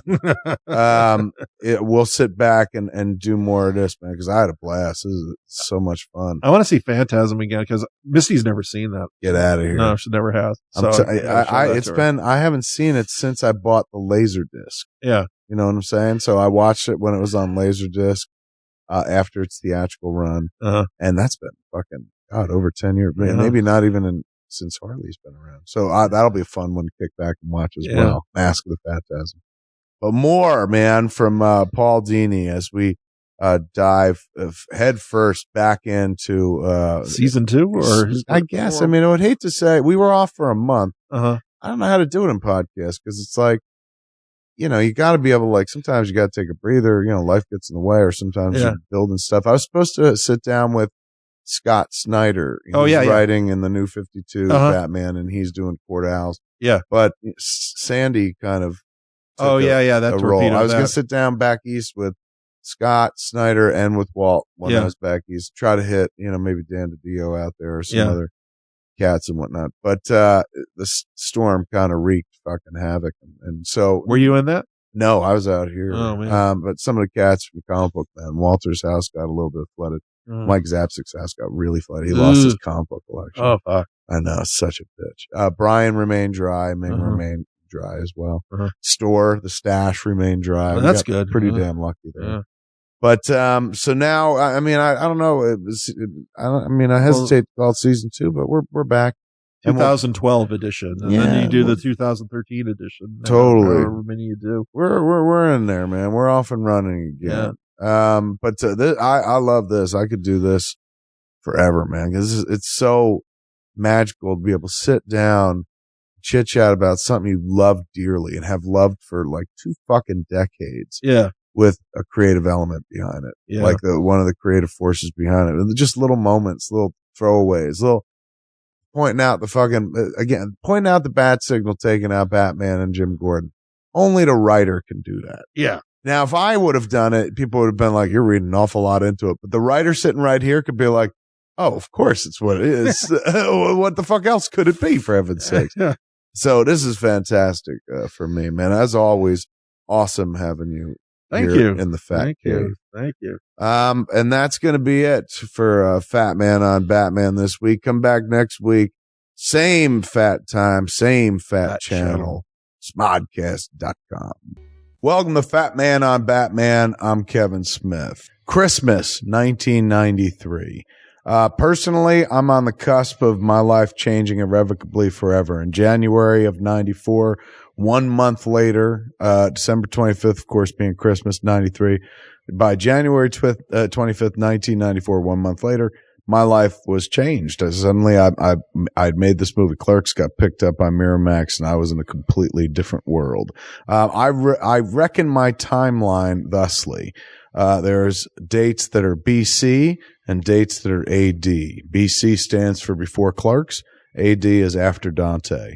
So in 1993 BC, before everything changed, Christmas specifically, I was in a movie theater, enjoying a flick that never in a million years I'd imagine I'd ever see. A Batman cartoon on the big screen. That's right, man. Batman Mask of the Phantasm hit theater screens December 25th, 1993, after enjoying, I guess, a season, maybe a season and a half at that point, probably a season and a half of success on Fox Network, the kids version of Fox Network. Well, it's Fox Network Kids, a certain time of day, after school hours. For Batman, the animated series, Warner Brothers, said, hey man, we like what this is doing. We're going to finance, and green light a version of this that you guys take to theaters. And suddenly this, TV show developed into a feature starring character who had just had recent success twice up at bat under Tim Burton's stewardship with Batman and Batman Returns. So it was a Batman-friendly world at this point, and suddenly we were given a cinematic treatment of the animated series. Now imagine that, every once in a while you see something like there's a Star Wars cartoon got the big screen treatment last year, the Clone Wars version of the Star Wars cartoon. But very rarely does something like Batman get the big screen treatment in cartoon form. So rarely, I can't think of any time prior to this. Batman on the big screen had been Adam West, had been the black and whites back in the day, had been Michael Keaton, but we'd never seen the animated version. So you were living in this joyous time as a geek where you were like, it'll never be better than this. There's a Batman cartoon movie. Little did we know one day there'd be a Batman feature film live action that actually had Talia al Ghul as a fucking character. That's how geeky things eventually would get. But that's years down the road, 20 years almost tense, man. Yeah. Dial back, jump in the Wayback, the Bat Wayback Machine. Come with me to 1993 as Batman Mask of the Phantasm is released into theaters. And sitting with me again this week here on Fatman on Batman is a man who worked on the Batman the Animated Series. Of course, we know this, but also worked on this very feature we're going to talk about tonight, Batman Mask of the Phantasm. Welcome back, Batman's best buddy in the fucking world, Paul Dini. Hey, Kev. It's great to be back. Excellent. I never left. Yeah, he didn't go anywhere. I was like, you ready to record? He's like, oh, he just got off the couch. Give me another devil dog. I'll be okay. This is going to be a blast because I haven't seen this in a while, number one. But number two, it's going to be fun to walk through it with somebody. Like if somebody had told me in 1993, hey, you could sit down with one of the fucking talents behind this and he could tell you this, that, or the other thing. I'd geek out like a fucking nut bar. So still, that doesn't go away, even though we're living in AD period after Dante. There are certain things or aspects of the BC life which still resonate just as bright, just as loudly. I'd never put my geek away, man. So being able to kick back with you and watch this can be a lot of fun. Yeah. Now, before we get going, Alan Burnett was the what, writer, director? Eric Radomski directs. Alan Burnett was one of the writers. Well, Alan was executive producer and he also came up with the story. And they had put it out there that they wanted to do a Batman direct-to-video feature. And at first it was going to be direct-to-video. And because we had done something similar, or we're doing something similar with Tiny Toons. So Warner's was really sort of pioneering that. Disney was sort of putting their foot in there also. You're off and running. Let's roll the credits. Oh, okay. This is all good credits fucking talk okay, kids, roll it. I went to iTunes and bought mine. I have the DVD and I have the Laserdisc. I was so happy to buy the Laserdisc when it came out. I have the VHS and I have a DVD. The DVD was sealed. And then I said, fuck it, I'm going to buy it digitally, man. Throw it up on the laptop. So you can go to iTunes right now, which means I'm sure you can go to Amazon as well, or wherever you buy your videos digitally. But I bought it on iTunes. Mask of the Phantasm right there. Could even be on Netflix or something like that as well. But line it up right now, man, and press play. Boom, we're off and running. Okay, go ahead, man. There's the Warner Brothers logo, so we're all synced up. Bugs Bunny steps out, proud, and also curious, why the fuck aren't I in a feature? Yeah, really. Whatever happened to me? I tried for years to get him in one, and always they put him in that basketball picture. Yeah, and then they did another one. I never had my chance at bat with him. Never made sense to me that Bugs Bunny would be friends with an athlete. Well, it was a commercial, and then it's like, hey, the commercial did really well. Let's because usually he beats him up, Pretty much, like he's not an alpha male guy. He's the he's the guy that's the opposite of that. Yeah. He's the guy that would be making fun of the bully or tripping the high school bully, athlete, whatever. I don't know. Never made sense. Anyway. Story by Alan Burnett. There we go. There it is. He came up with the story, and from the get-go, he would say, and the screenplay. There's your name, screenplay, Paul Dini, right there. The rest of the usual gang of idiots. It's Martin Pasco, who was writing and story editing on the show, and Michael Reeves, who was also writing and story editing. And so what is story? Describe for folks that don't know, what is story editing? Oh, okay. What happened was we had 65 episodes to do with the original order, and it was it's a lot of episodes to be in charge of. So what happened was they had the different writer on staff. We had like about 3 or 4 writers, and you needed to have a script coming in like every week or every other week. So the staff writers were also story editors, and that we would freelance scripts out to other writers.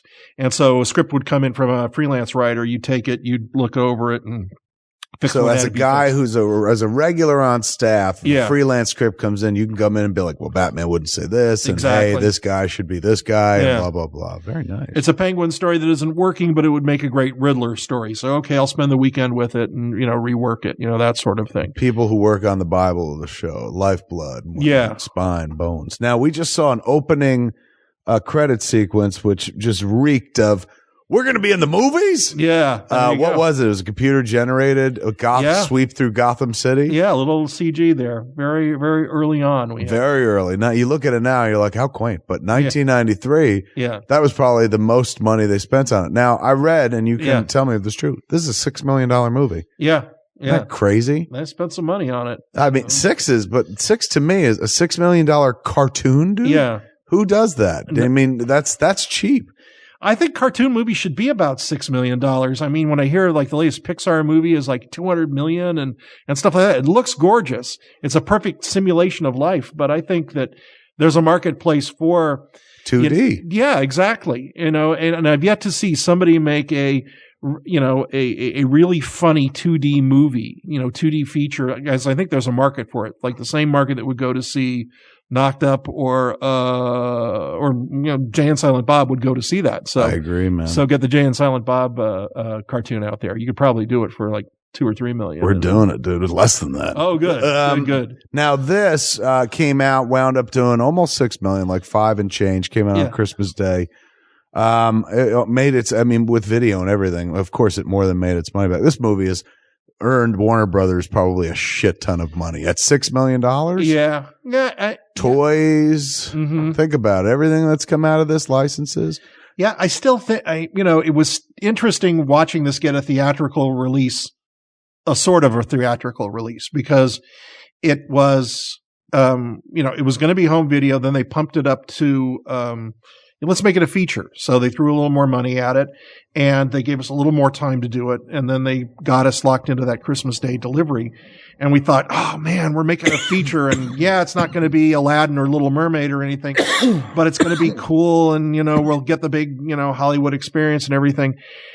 And unfortunately, at that time, Warner Brothers did not really have any experience releasing animated pictures. And the most they had done were compilations like the Bugs Bunny Roadrunner movie. Loony Bugs Bunny movie. Exactly. And those play kiddie matinees, you know? Basically they would take a bunch of shorts, string them together, put in some new material, cartilage material, and release it. Yeah. Yeah. And the thing is, like, they're great at theatrical features, live action features. but there's not a one person over there at that time who knew how Disney released a picture. So it's getting to be October, November, and we don't have there's no press on our picture at all. And we're wondering, is this thing even going to open? And it was looking like, well, where's the buildup? Where's the Disney style buildup they give, all the big features? We've got a feature coming out too. And it turns out nobody at Warner's was saying, we don't do that because we don't know how to do that. And we've got your movie is opening in major cities and it'll be out there. Just trust us. So Christmas Day came and I was in San Francisco where my folks lived at the time. And it was playing at one theater in San Francisco in a triplex in the smallest theater. And they didn't even have a poster up. Oh, good Lord. It's a Batman movie. I know, but it wasn't to the guy showing, it was marketed as this rinky tink, like the Looney Bugs Bunny movie. Yeah, kind of like, hey, if you got kids, some 5-year-olds you want to drop off. Right. We'll make sure no pederasts touch him in this movie. It's something for the kids. Yeah. In here. Christmas Day, we're showing a double feature. It's the Mexican Santa Claus movie where everything is badly dubbed and a Batman thing. And Batman, Spooky Ghost something. I don't know what the title is, but it's Halloween picture. It's just held over. Yeah. They cut 3 episodes together. It's something with Batman. Yeah, man. It was, I would not say the most ceremonious release, but to be fair. Yeah. It's pre-internet, really. I mean, the internet exists in colleges and nascent form and whatnot, but it's pre-internet, and I was still aware of it. Now, I'm a Batman fan. I'm watching the cartoon all the time, but it was on. There was a sense of like, hey, it's coming, at least in the geek community, maybe just at comic book conventions and shit like that. This is now. Alan is Alan passed? Did Alan pass away? Alan Burnett? Yeah. No, he's Who's still the one that died? Who died? Somebody who worked on the Batman animated series. Hilary Bader worked on on Superman, and she passed away. Steve Gerber worked on the show, and he passed away. Steve Gerber died? I didn't know that. Yeah, he died about 4 years ago. There was someone else I thought, like, in the team of Batman the animated series. Boyd Kirkland passed. That's it. Boyd Kirkland. Did Boyd work on this or no? I think he did. I think all the directors had a sequence in this. And so Boyd was a director? Yeah, he was a director. He directed a lot of episodes. He was really a great guy. He actually directed the Mr. Freeze direct-to-video. Sub-Zero? Sub-Zero, yeah, that was his. And he's a really great guy. And somewhere Alan Burnett's like, I'm alive, damn it. I'm alive. He'll come over. We got to get him to sit down, man. Oh, yeah, he'd dig it. He'd love it. I mean, especially after I just murdered him. Put him in his grave. It'd be awesome to speak to the resurrected Alan Burnett. Yeah. Now, at this point in the movie, which we've kind of been ignoring, there's a new player has been introduced. Yeah. Character, the titular character, the Phantasm. Right. Has a striking resemblance to the whole thing. The whole story has a striking resemblance to the Detective Comics storyline, Batman Year 2. Right. Was that the source stuff? A little. It was a little bit, and it was something that Alan first sat down and he said, "I want to write I don't want to write a supervillain." This is before Alan died. You mean? Yeah, before he died. Yes, when he was still hale and hearty and alive and kicking. He instead of doing the ultimate, even though the Joker is in here and they have a big fight coming. He didn't really want to make it about that. He said, I want to do a romance. Right. I've never seen, you see romance in cartoons and it's always prince and princess and stuff. I want to do like a dark romance and kind of a film noir take on Batman as much as we can. Like an Englehart Rogers story. Yes, almost. Exactly. And really make it about Bruce Wayne and about Batman, and not that Batman is just a guy who comes in.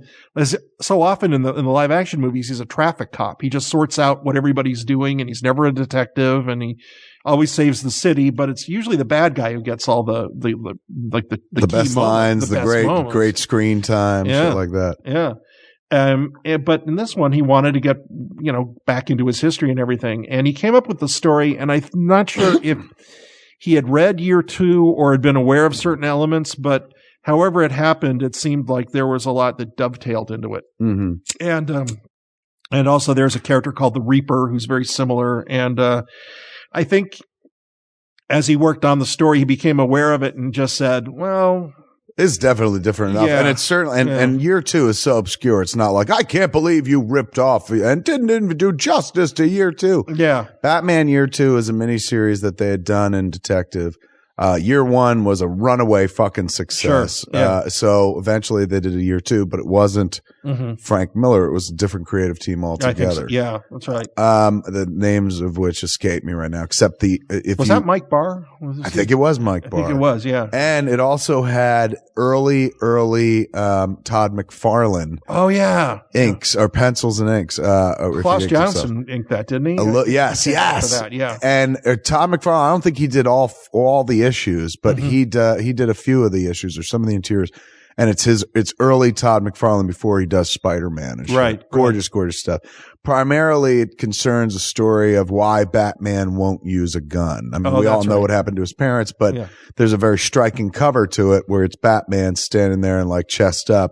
And you see him with a holster, and he's got a gun and it just looks so fucking weird because you're like, Batman doesn't wear a gun. And in that story, there's a Reaper character that's kind of acting like a Batman but taking people's lives, and that's about where there's the female love story aspect to it, or the Reaper's not who you think it is. That's about all it shares in coincidence with Mask of the Phantasm. Mask of the Phantasm stands apart from the rest of the Batman the Animated Series because he none of you guys went deeply into Rogues Gallery territory, right? To tell the tale. Yes, the Joker will pop up about a half hour, 35 minutes into the movie, but he pops up as a service character. They do something with the Joker in this movie that you could never do with the Joker in any Batman live action movie. Maybe you could have done in Dark Knight Rises if poor Heath Ledger hadn't died, right? And said, "Hey, I'll come back for a few fucking scenes." But what they do is make him a C or D character, right? Who's only meant to carry a part of the narrative at a certain point, and could have been anybody, but they went with the Joker and tied the origin of the Phantasm character in with the Joker's. But you can't do that in a movie where you're like, hey man, we've cast Jack Nicholson as the Joker, right? He got top billing in 1989 Tim Burton Batman movie.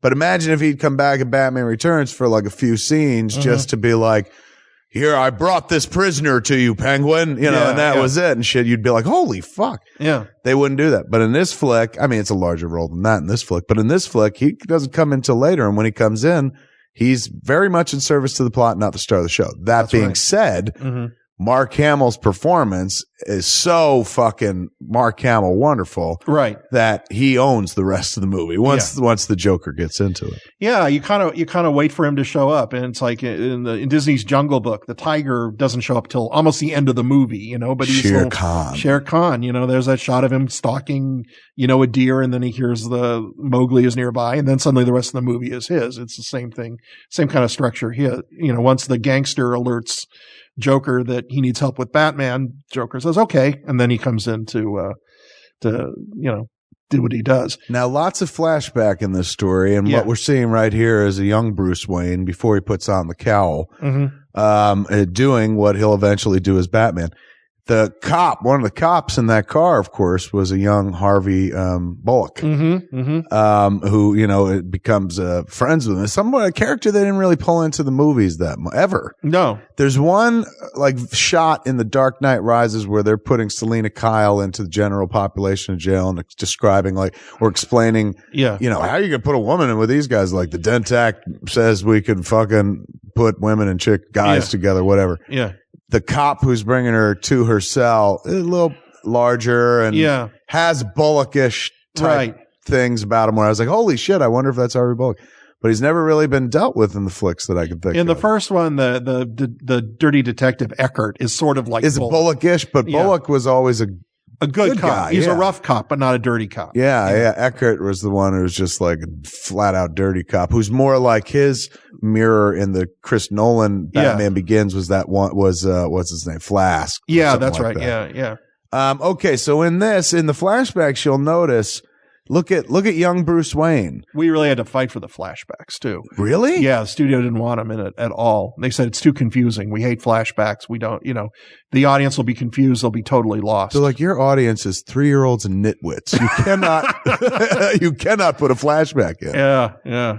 The flashback Bruce Wayne looks a little bit like what Bruce Wayne will look like when Tim does the redesign in season 3? Yeah, that's right. The first time you see him, that was when I was watching, I was struck by, oh my Lord.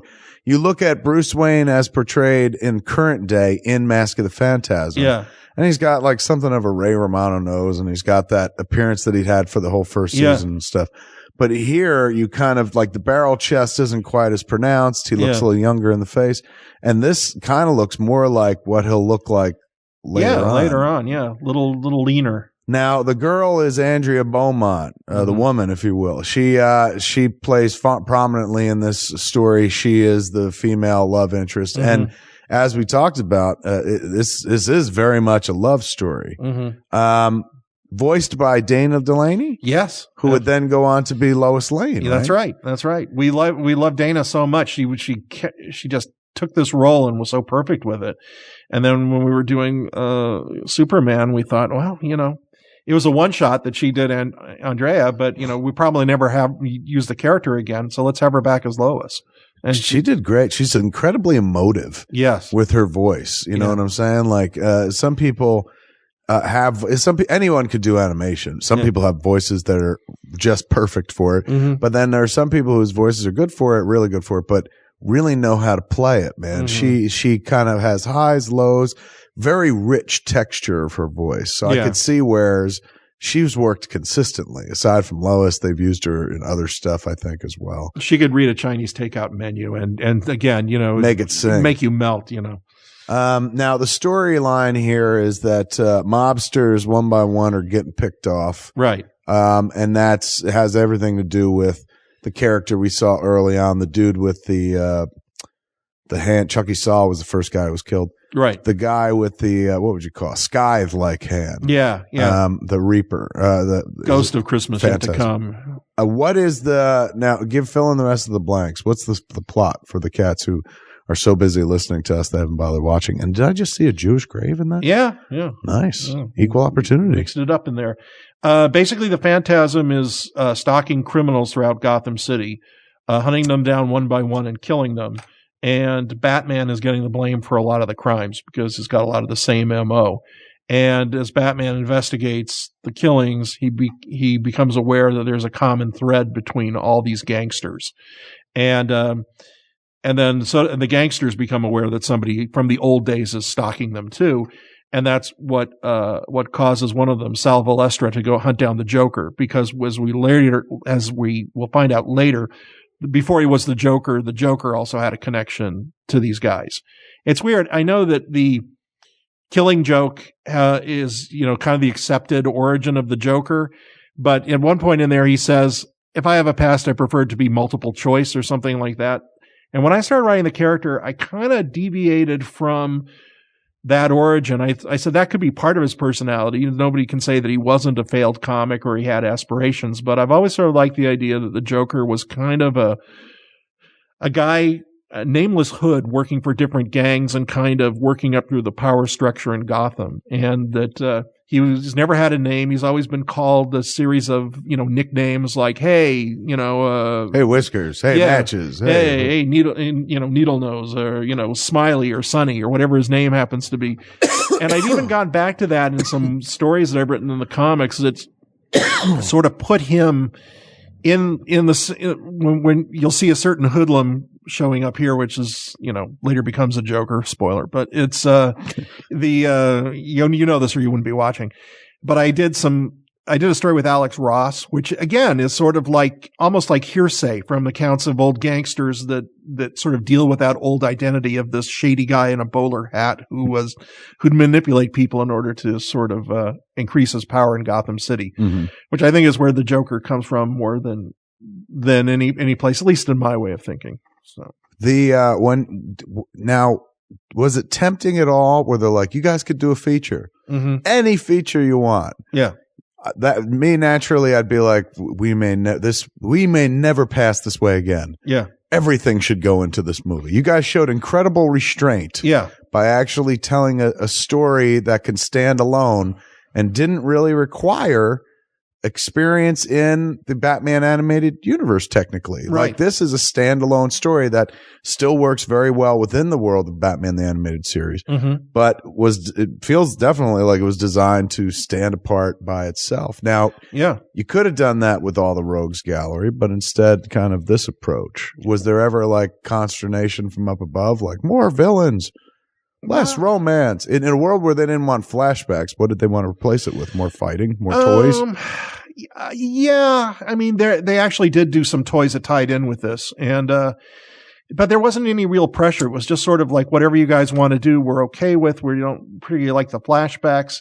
Just having the Joker in it gave it enough of a freshness to, okay, we can come out with some merchandise based on that. The Phantasm also was a colorful. There's a good villain. look to him. Yeah. So that's, and I remember I had that figure, and you pulled off. Spoilers. You pull off its hood and see the identity of the person underneath. And it was really hard to get Phantasm figures for a while because they were like a chase figure. It was like one per box or something. Yeah, because it's like, well, who the character is in the blister card isn't who, they thought there would be a lot of disappointed boys once they pull it up. Right. Like, what the hell? How'd you get those? And, so there was, but there was restraint. Like, we looked at this and it's like, should Harley be in the story? No, it's not really a Harley. Harley changes the dynamics. The Joker is a lone gun in this. And if he's got her hanging around with him, that changes the dynamics of what the story has to be.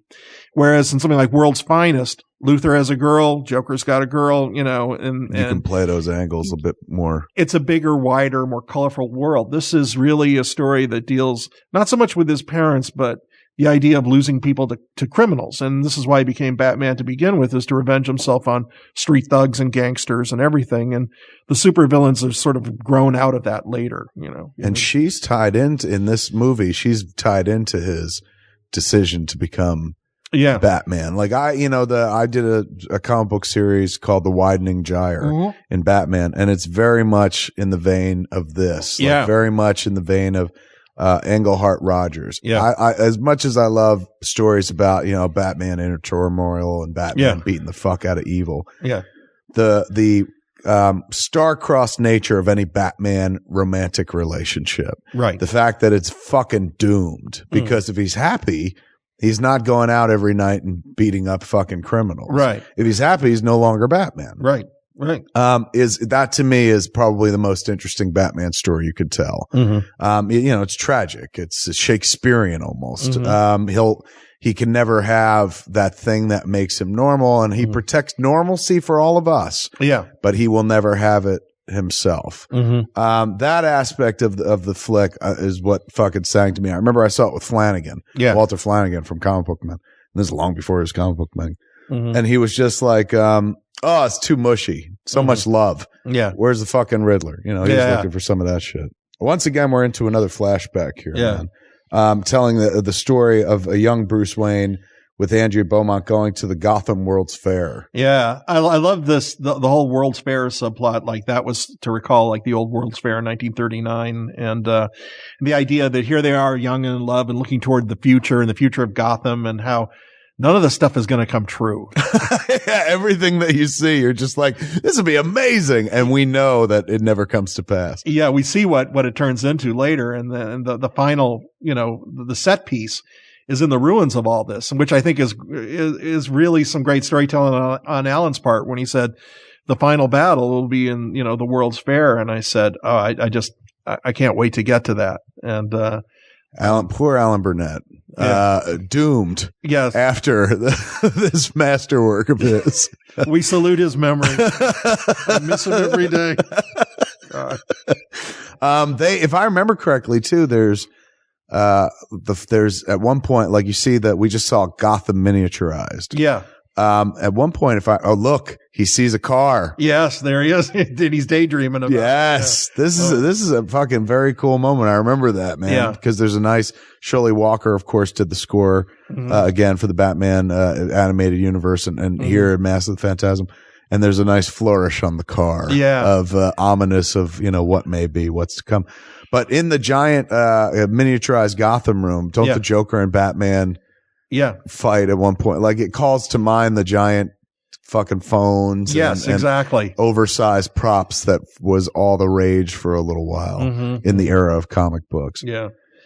And, there's callbacks to just about everything, in Batman lore. And then when you pick up on little things like him looking at the car, it's like, oh, that's where he got the idea for that. And it's fan service, but at the same time, it's cool. It's fun. Kevin Conroy, man, front and center. Yeah. Granted it's a cartoon or it's an animated film, but every actor, I imagine, dreams of headlining their own feature. Yeah. And there he was, man. And gets to play a bunch of different shades. It's not just like, this is finished Joker. Yeah. He gets to be romantic lead and whatnot, play younger, play older. Who else? And who are the other voices? You had like Abe Vigoda's one of the voices. Abe Vigoda, Hart Bachner plays the Bruce's rival in this movie. And what's interesting was his dad, Lloyd Bachner, played the mayor in a lot of the episodes, Mayor Hamilton Hill. Right. And so Hart came in and did the voice of the guy. Was Hart Bachner the dude in Die Hard? Yeah. Ellis? Yeah. Who was like, Hans, Bobby, I'm your white knight. Yeah. That guy. Yeah, that's him. And just some really good voice casting. Andrea Romano really pulled out all the stops, and everybody in this does a great job. I think the mark of success, like you said, this is a really good Batman story. It's a story that cannot exist without Bruce Wayne and Batman, and you don't need Robin, you don't need Arkham Asylum, you don't need all the bells and whistles. And when moments do happen, they happen very organically to the, leads in with the Joker or the gangster element. This even more so than any of the episodes or the entire run of the show has that art. There he is, man. Yeah. The man who will be Jay. Yeah, there he is. This has the look and feel of Art Deco that was in the Superman Fleischer cartoons. The Mask of the Phantasm really is there's that moment we saw shot maybe about 2-3 minutes, maybe 5 minutes back, Batman in the rain, and there's a close up on his cowl and the water coming off it. That just looks like the Fleischer Superman shit. Yeah. Yeah. But the look of, it's so weird because the look of old Gotham, which is only, I guess, meant to be 20 years prior or something like that, maybe 10 years prior. Yeah. Is so Art Deco, man, more so than even present day. Yeah. Gotham. There's a lot of style, man. You could tell like somebody was like, you guys got some money, go crazy. But you didn't have time. No. How long did you have to do it? Somebody said it was like 8 fucking months. 8 months, and Radomski like killed the crew, in a good way, just got them to do their best. Everybody was really psyched to do it. There was they had to change the ratio, and that was like a big headache. The aspect ratio, because it was formatted for TV. And they had to open it up. There was a time before flat screen televisions where televisions were square and all your programming was sent in the shape of a square. 1:33, it's called 1.33 to 1 was the aspect ratio. So, when you're going to a feature, if you're using the big screen, nobody projects 1:33 onto a big screen. Right. You start getting bigger. You get into your 1:8:5 ratio. You get into your 2:33, your cinematic widescreen. You guys want 1:8:5 with this? Yeah. So essentially everything they normally work in a little square, yeah, all of a sudden the entire animated series team had to work in rectangles. And they had already started working, for TV, and then because it was meant to be straight to DVD or straight to video, straight to video, DVD at that point. Yeah. When did they pull the trigger? At one point, did they see it and they were like, "We like it, let's go theaters," or had they seen nothing and didn't care? I guess I read the script at that point. I mean, things were so tight that we were writing it in chunks and kind of delivering it in chunks, and they started storyboarding it. And usually, when you do a feature, I like to have the script all there, for an animated. And I think that the reason that in like pre-Pixar and I'd say the late 80s, when Disney started back in and really became the force in animated features, a lot of animated features really would suck. And like they were independent guys, or they would put the story they'd start animating as soon as they had a story or they were in storyboard. Then they'd realize things weren't working and they'd have to go back and fine tune, or they'd have to hire a writer to come in and blend things together. And a lot of them are really kind of tedious to sit through. But when you work from a finished script, a lot of animators and directors will say, "Oh, that's too confining. It doesn't give you a chance to experiment or anything." But at least if you have a script, then, and you're not wedded to it, you can deviate from it. You can open up certain sequences. You can have some fun and play with it, as long as you don't forget what the story is about. And with this, we were pretty pretty insistent that it stay close to the script. But, a lot of, within the action sequences, the directors really had a chance to open up. You can't ignore what the plot is. You can't change the ending to make it happier or sadder. You have to stick to that.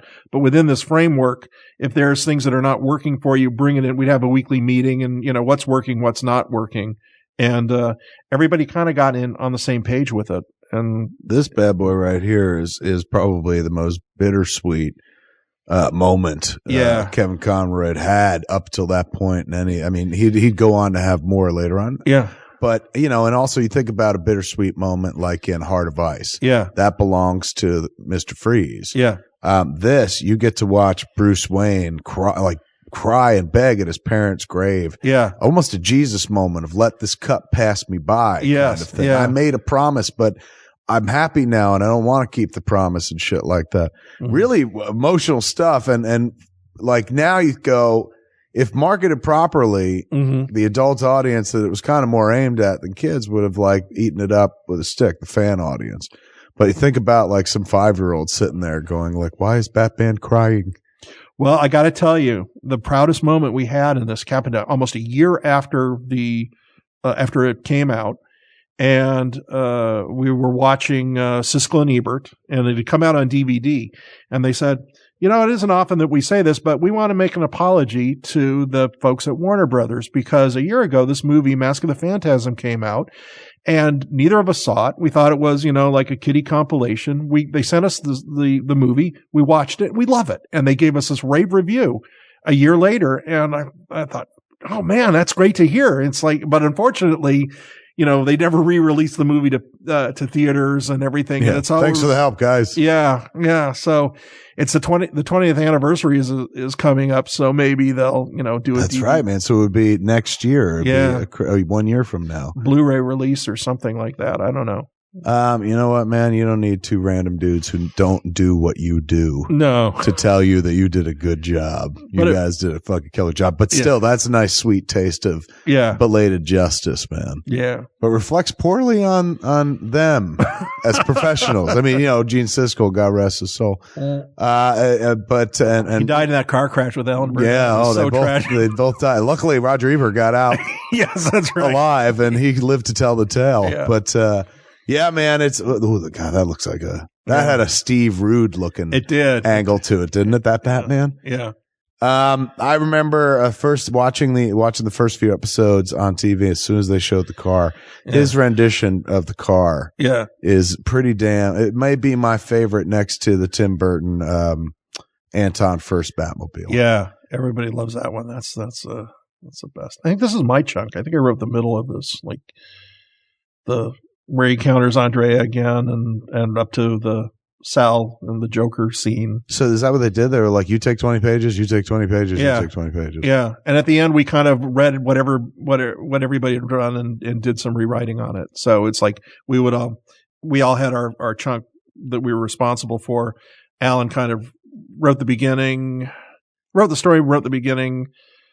I think Marty's was a lot of the early flashback stuff and the gravesite stuff, and this is mine up till almost up to the Act 3, and Michael handled the big World's Fair scene at the end. And you're a sucker for the fucking girly stuff, dude. You do romance well. Oh yeah. This must have been like you having the fucking engagement scene. I'm sure others might be like, oh, man. You, on the other hand, would be like, I'll do it. Yeah, lap it up. Oh, Paul's a romantic at heart. Yeah. Look at the sweet carrot of, hey, he's engaged. Hey, he's going to be happy, man. I stole this. This is in Gyre, man. Let's get married. Let's be happy. And since this is a flashback, and we're in the present, and he's fucking Batman. Look at that. Ooh, there's some fucking foreshadowing. You did that? You wrote that? Yeah. Nice, dude. Nice little moment right there. Yeah. I just rewatched Dark Knight Rises. It's either me or Pasco. I think we both had a hand in that. I can't. When Bruce makes the jump in Dark Knight Rises, right before he makes the jump, the bats come pouring out of the wall and shit. It's kind of sweet. I'm not saying they stole it from you guys, but they did. It has such a classic old timey feel to it. Yeah. The movie. It was almost like it's set in the fucking 20s or 30s. Yeah, it's like they knew each other 30 years before, and then it's the present day, and they just haven't aged. Yeah. Love that model for him. I think that's the greatest. He's just essentially that would be a variation of the Heath Ledger, a guy who just kind of came up through the system as a henchman and then just kind of worked his way up to like, hey man, I could do this. I'm in charge. I had last year I was working on writing the comics. I had done a story about Bruce's parents and about how they had been involved with an orphanage. And there was this kid who had kind of arrived at the orphanage because his home had burned down and you never really find out how. But the kid kind of gravitates to Martha Wayne, and the kid tries to help them in a situation, and he's dragged away by gangsters and horribly beaten. And that is sort of like where I think the Joker came from in his original form. And then later, kind of turned over as a street waif to gangsters who just abused the hell out of him. I think he grew up into be that guy. And then later became the dude leaning there, flicking a cigarette at the car. And then later became the Red Hood or whoever, Here it is, the first time. Andrea Beaumont breaks the engagement with Bruce. Yeah. And this is him dressing up. This is it. Fuck it. I got no love. Yeah. This is what I'm going to do for the rest of my life. Yeah. And I remember this moment he puts on, doesn't Alfred gasp? He's like, oh my God. Yeah.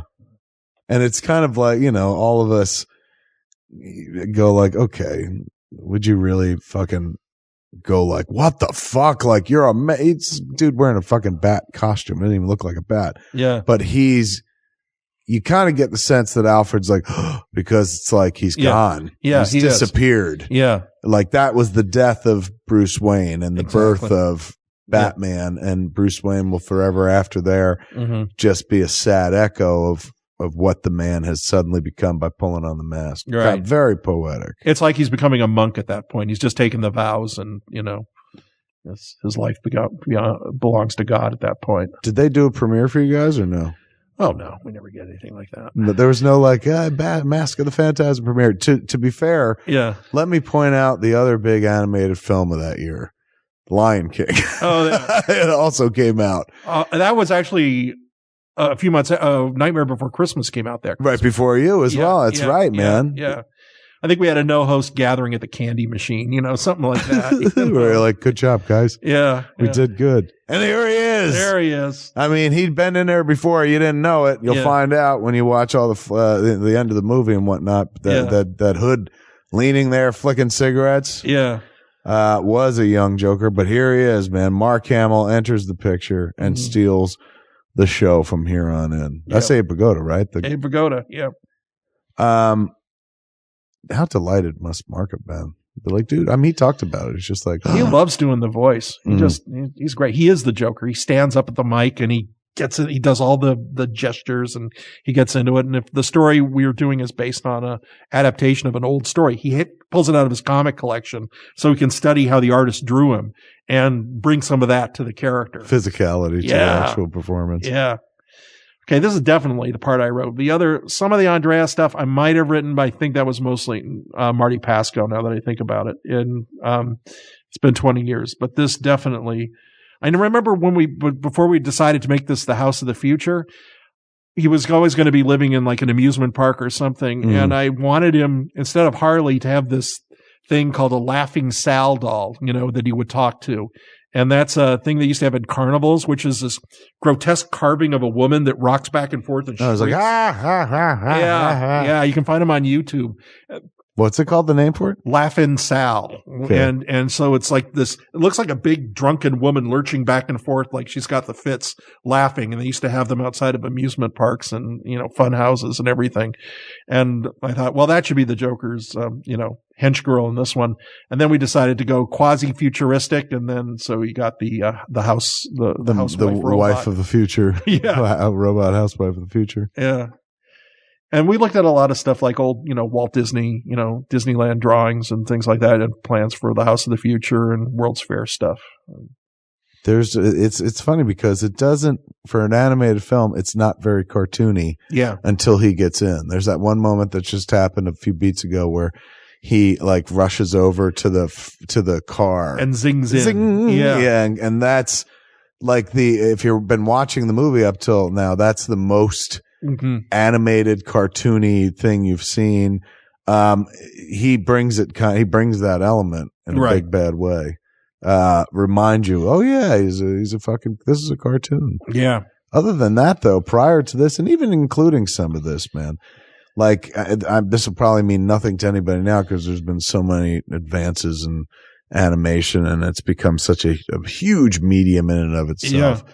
But this in 1993, this was positively Ralph Bakshi-esque. Yeah. You know what I'm saying? Like Ralph Bakshi was a director who took animation incredibly seriously. Whenever I say Fleischer Superman refers to the animation, what would you call him? Director, filmmaker, animationist, cartoonist, Max Fleischer, who did these series of Superman shorts that just take animation and treat it very grown up and serious. Right. They don't, it's not Oswald the Rabbit or Steamboat Willie. Mm-hmm. They're actually doing something that's it's animated, it's cartoon, so it's still a children's medium, but it doesn't feel like it's aimed at a child. Mm-hmm. It's graphically beautiful.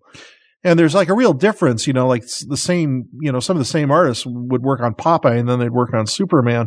And, when Popeye slugs Bluto, his body stretches and squashes and there's weight and movement and everything.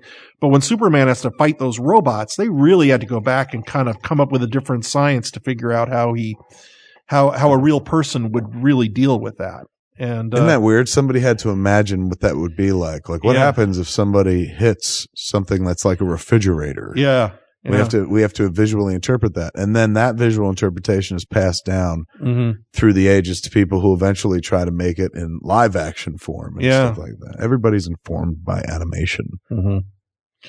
I remember writing this scene. This was a lot of fun. She's slugging back liquor, man. Yeah. And the only one here controlled by their parents is you. Ooh. Ooh, bitch. Yeah, a tough line to feed to a guy who's like, come on. Yeah.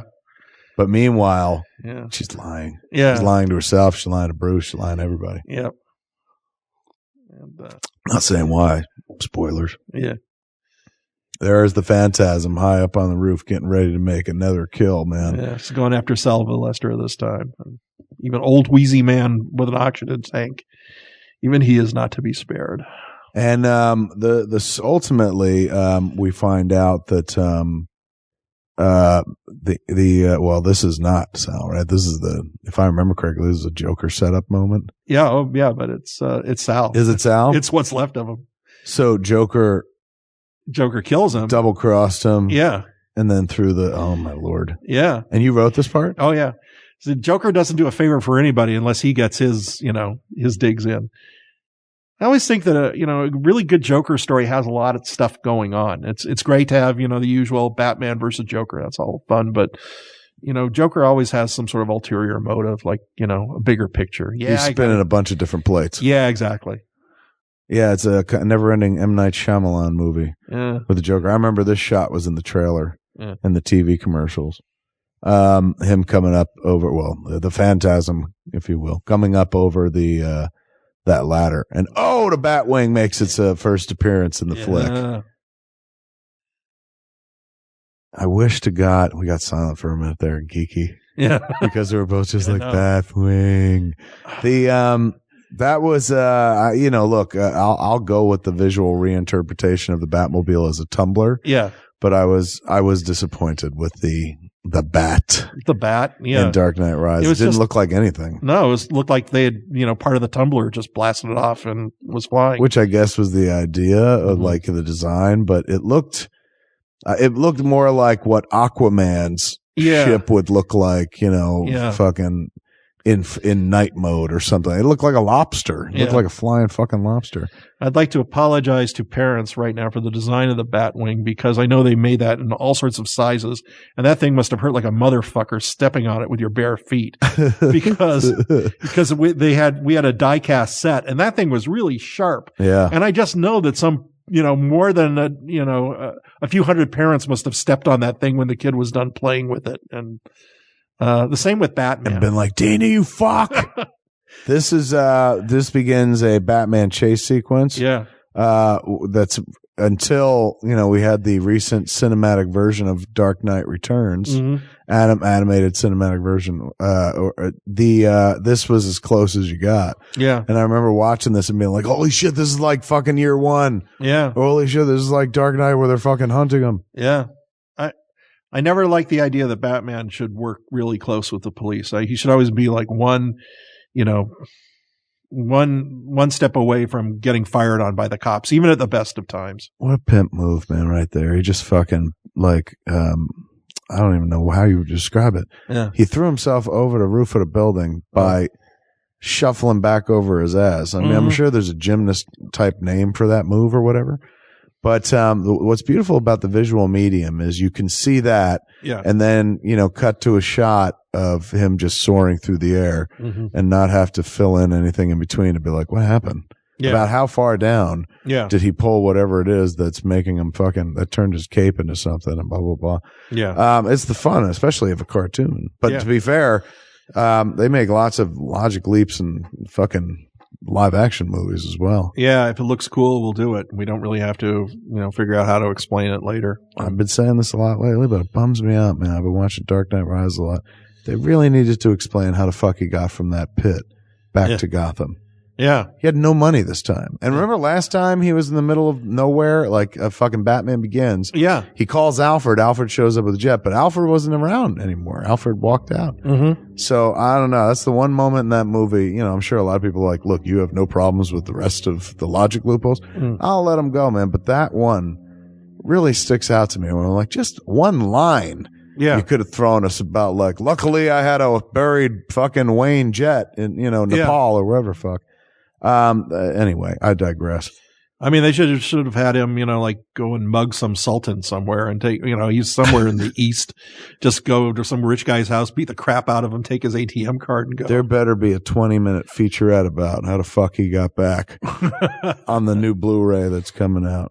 Look at him running around without a mask, man. Yeah. Almost as if you were making a real movie and the actor was like, can I do a scene where I'm not wearing the mask? Which is eventually what they seem to do in every superhero movie where the superhero has to wear a mask cover his face. Well, Spider-Man in particular. Even Iron Man, dude. In the first Iron Man, he's fucking, your whole gig is to be wrapped in fucking iron and shit. Yeah. And the last, 5 minutes of the fight, him versus Ironmonger, Jeff Bridges, it's no helmet, man. Like, he pulls his helmet off and crushes it, and so you could see that it's Robert Downey Jr. And I wonder if that's the filmmakers or the actors going like, look, let my face be seen. Same as you said with Spider-Man, the end of every Spider-Man movie. Half motherfucker's face, Tobey Maguire's face is hanging out, or the new kid, Andrew Garfield. What is that? Do you think it's the storytellers or the actors asking or demanding for it? I personally, if I was doing it, I'd be like, leave him with a fucking mask on. The whole movie's about this motherfucker in a mask. Yeah. Why are you taking it off at the end? And I guess maybe for people unfamiliar with the genre, that's the whole point. They're like, yeah, man, but that's like dramatic 3-arc structure. Yeah. To get to the point where you unmask him and blah, blah, blah. But I just remember that scene in the first Spider-Man where he's like, the Green Goblin kind of knocks out Spider-Man and they're on a roof together. Suddenly it's Power Rangers. There's no, the Goblin's mask doesn't allow him to emote. And nobody's ever done the Goblin, like he looks in the comics, who actually kind of looks like the Joker a bit, where it's his face. Yeah, yeah. Just happens to have green power or green mask over it, but it's his own face. I think a lot of it is, it might be the actor who says, look, if I'm going to have a hero turn, why should my whole face be covered? And here's what I would say. I would say, why? Because then you don't even have to be there. Yeah. Like, we'll shoot this shit without you, man. You go home, see your kids, or fucking, if you don't have any kids, go try and make some kids. We'll take care of this. Don't worry about it. You'll do it in ADR. Yeah. And you'll fucking bring a whole new level to it, but we got this. Yeah. This is yet another flashback in the flick. You guys got about shit, man. It feels like maybe 8 to 10 at this point. Yeah. And no wonder fucking Warner Brothers was like, what the hell? Yeah. But the audience goes with it. That's because it's a well-told story. Yeah. I don't think they were expecting that. I don't think they knew that it would be a drama, and I don't think they disliked it. I just think they felt it was unfamiliar. They thought it would be the loony Batman movie. Exactly. Yeah. Yeah. What Bob Hastings once again on board as Commissioner Gordon. Yeah. What else has Bob Hastings done besides Commissioner Gordon? Well, remember McHale's Navy? Yeah. He played Lieutenant Carpenter on McHale's Navy. He played Joe Flynn's sidekick in that show. And he would do a lot of sitcoms and supporting roles. He was Archie Andrews on radio way back in the day. Mm-hmm. And not so much voiceover work, but we got him on, as Gordon, and he was just wonderful. Consummate actor. He's terrific. And Alfred is Ephraim Zimbalist Jr. Stephanie Zimbalist's dad? Yeah. And Stephanie actually did a voice for us, the trial episode. She played this DA character that sort of had the hots for Bruce and hated Batman. And Stephanie Zimbalist, for those who are like, who the fuck are you guys talking about? She was on, what was the TV show that was hers? Not Scarecrow and Mrs. King, but one of those. It was. Remington Steele. That's right. She was the chick in Remington Steele. Yeah. To his Remington Steele. Right. I don't remember much about that show except for the fact that he was not who was presented. She was the brains, but he was the image. That's right. But there was one episode of that show which captured my imagination as a kid so much so that it still sticks with me to this day. They had found a recipe for a calorie-less chocolate chip cookie, and people were getting killed for it and stuff. And I was just like, that would be worth getting killed for, or worth killing for, to get your hands on a chocolate chip cookie that doesn't fucking make you gain weight or something like that. The Keebler elves are like ninjas coming after you. Look at this right here, man. The insinuation. Oh, well, he definitely did it. And fucking slipped her to bat pole, man. Yes. She slid down it right to the hilt. Bitch. She's wearing his shirt. Yeah, that's right there. That is animation communication for fucking, he's dripping out of her right now. That's right. They've been as intimate as they can get, kids. Look. Yep. Look how high that wearing his shirt and nothing else. You can almost see ass cheek it right there. Now, are we flashbacking still? Yeah. Yeah. So this is young Bruce Wayne. Yeah. So she still hasn't been like late. Or is it? Yeah. This is flashback. Wait a minute. No, we're present, man. It's present day. Alfred's got the gray hair. So this is the first time Bruce has gotten a little fucking poontang. That's right. Since back in the day. Yeah. Perhaps. Yeah. Unless like somebody's going to be like, no. Well, here, man, you're the author of that episode. It took Zatanna. Oh, yeah. Did they have intimacy back in the day? Yeah. I mean, I think like he was hanging out with him, like being a stagehand for a while Zatara taught him John Smith. John Smith, yeah. And she had the hots for him. And I'm sure they messed around a little bit. They wanted me to go back to that in the comics, and I did, and sort of turned Zatanna into sort of like one of the many girls who sort of had the hots for him. And did he consummate? In the comics recently? No. I always thought it would be a horrifically bad idea. It's interesting to actually play with the idea, but there it is, Joker defined. There it is.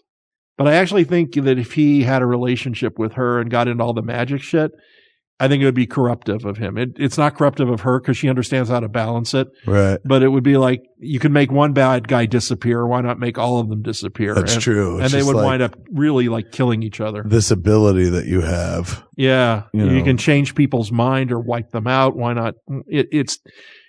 She's forbidden fruit for him on that level. He has to tough it out. Joker and the big Joker sombrero. There he is.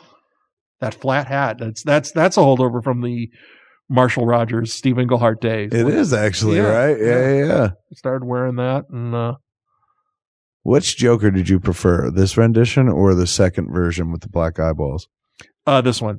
Yeah. And Bruce and I actually had some fights over it. And I said, look, he's a clown and he's a threatening one, but you got to keep clowns are very expressive in their eyes. And I agree that there are shots of him where he's got those little rat, pinpoint eyes that are just great and terrifying. Mm-hmm. But I don't know that it works all the time, so I prefer him here where you can actually see more of the emotion. And I don't agree that some people claim like his face should always be frozen in the grin.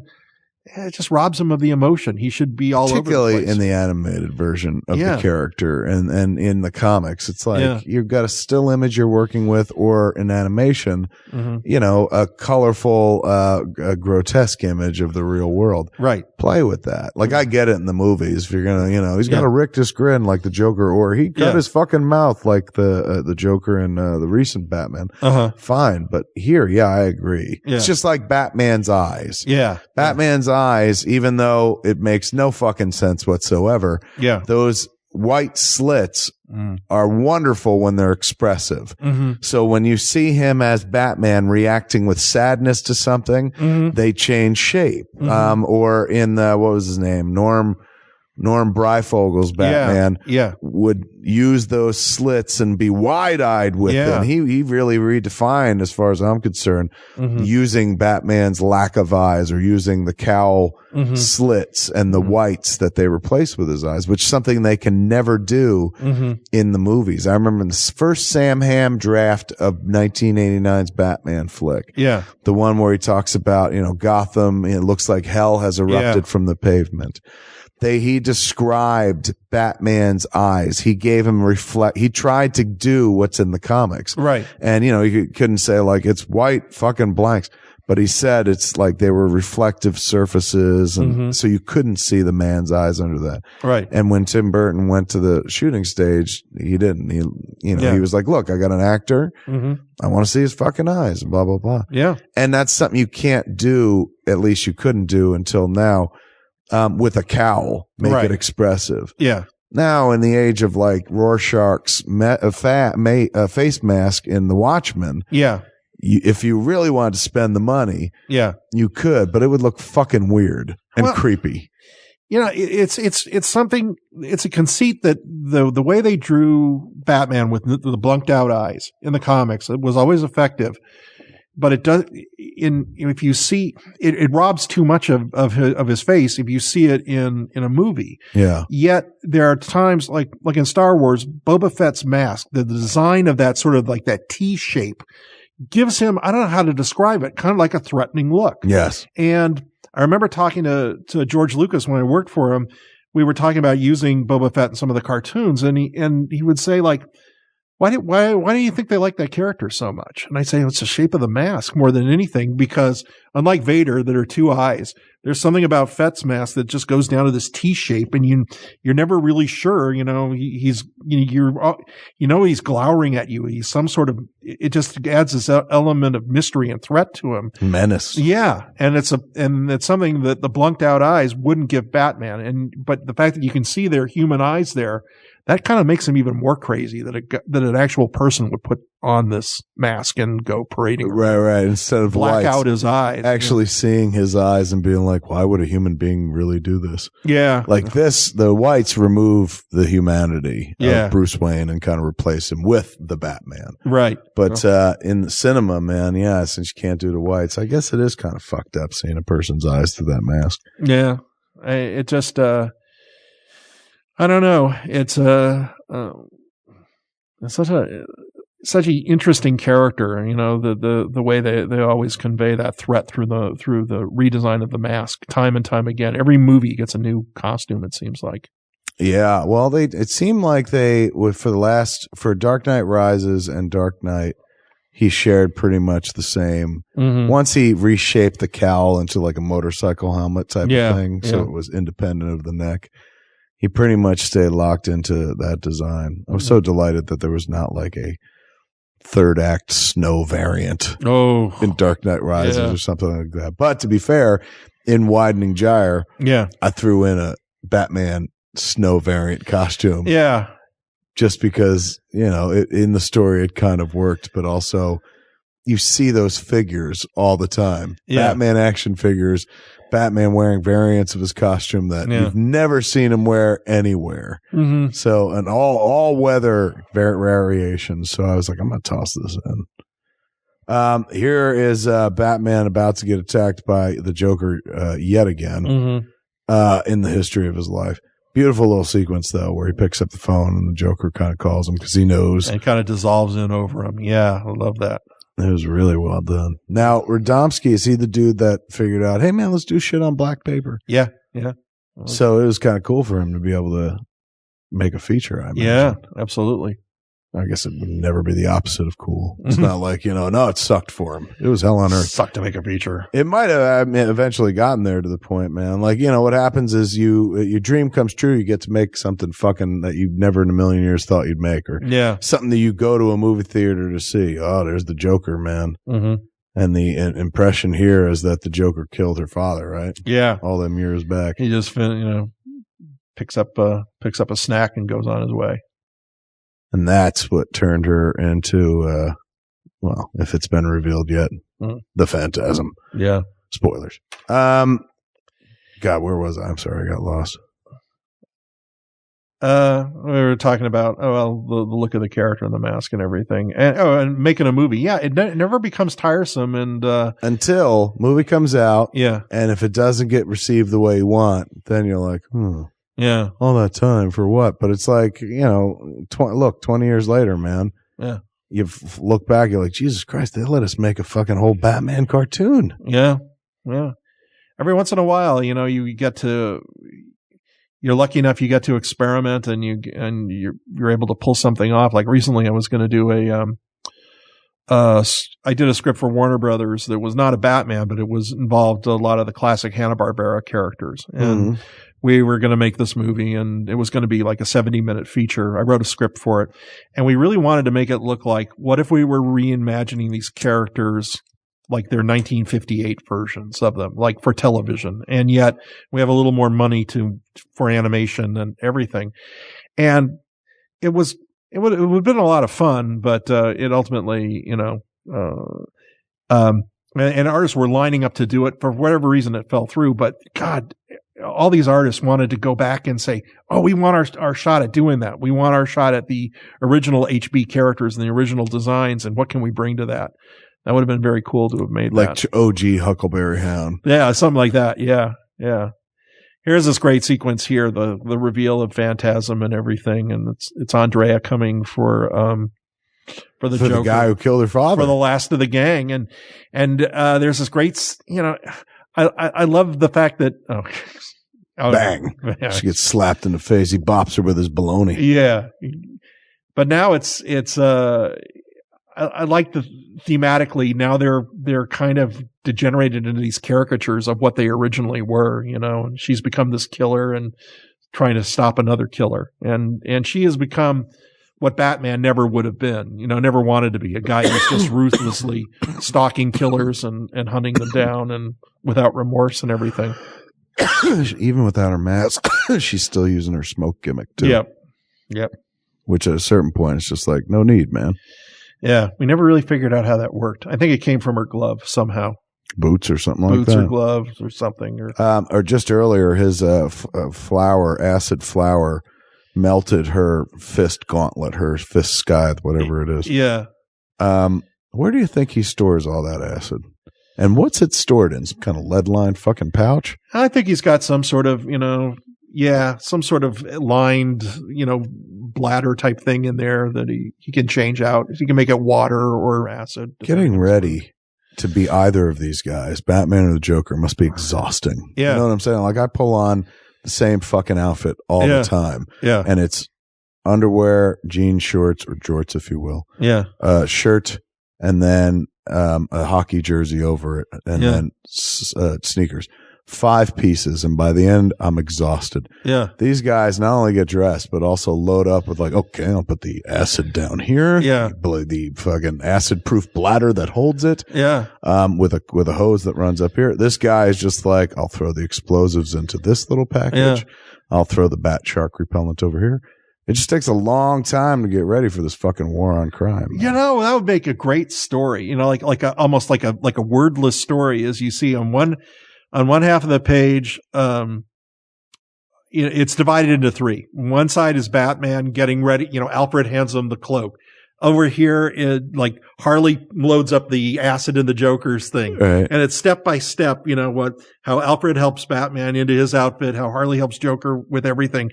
And then the middle panel, you see like a normal guy, like putting on a tie, filling his briefcase, his wife, kisses him goodbye.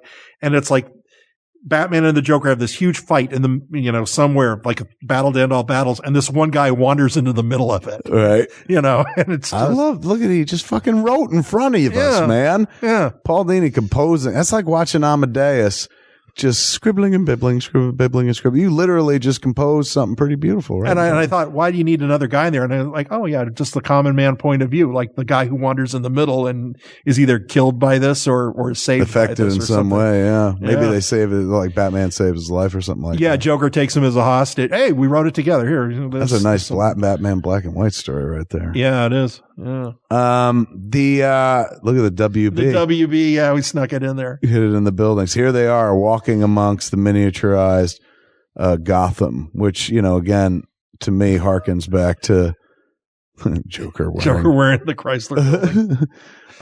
It harkens back to Batman and Riddler fighting on giant phones, or Batman and Joker fighting on giant blocks. You got to do it. I mean, it's a callback to all that. That car hit super fucking hard, man. He actually limped for a second there. I was like, oh. Could you imagine at the end of did you see that tooth go flying? Lost a tooth. Something you could do in the cinematic version of Batman the Animated Series that I imagine you couldn't really get away with as much in the TV version. Yeah. You get a little more punchy and shit like that. Yeah, but could you imagine if you were fucking like your whole life you lived this weird fucking life, and how you died was you got stabbed by a fucking miniaturized Chrysler building top. Yeah. Like if he had stabbed him just there. Yeah. And no doubt if he stabbed him and fucking felled Batman, then he would have stuck around and did horrible shit to him. Stabbed him a few more times, whatever. Maybe put his balls in his mouth, took a picture, put it up on Instagram. Cut his head off, mounted it over the fireplace. All that shit, man. And while he's dying, his fucking last thoughts just like, I can't believe that was it. Yeah. Of all the things that took me out, it was the tip of the fake Chrysler building. Well, I always thought it would be something like that. Ridiculous. Yeah. Yeah. Like his luck can only, hold up for so long, and then somebody's got to get him. Someone's got to get that lucky shot. That's the beauty of Batman, though, is like his luck has to hold up forever. We give him so much room. Look at the Joker still missing a tooth.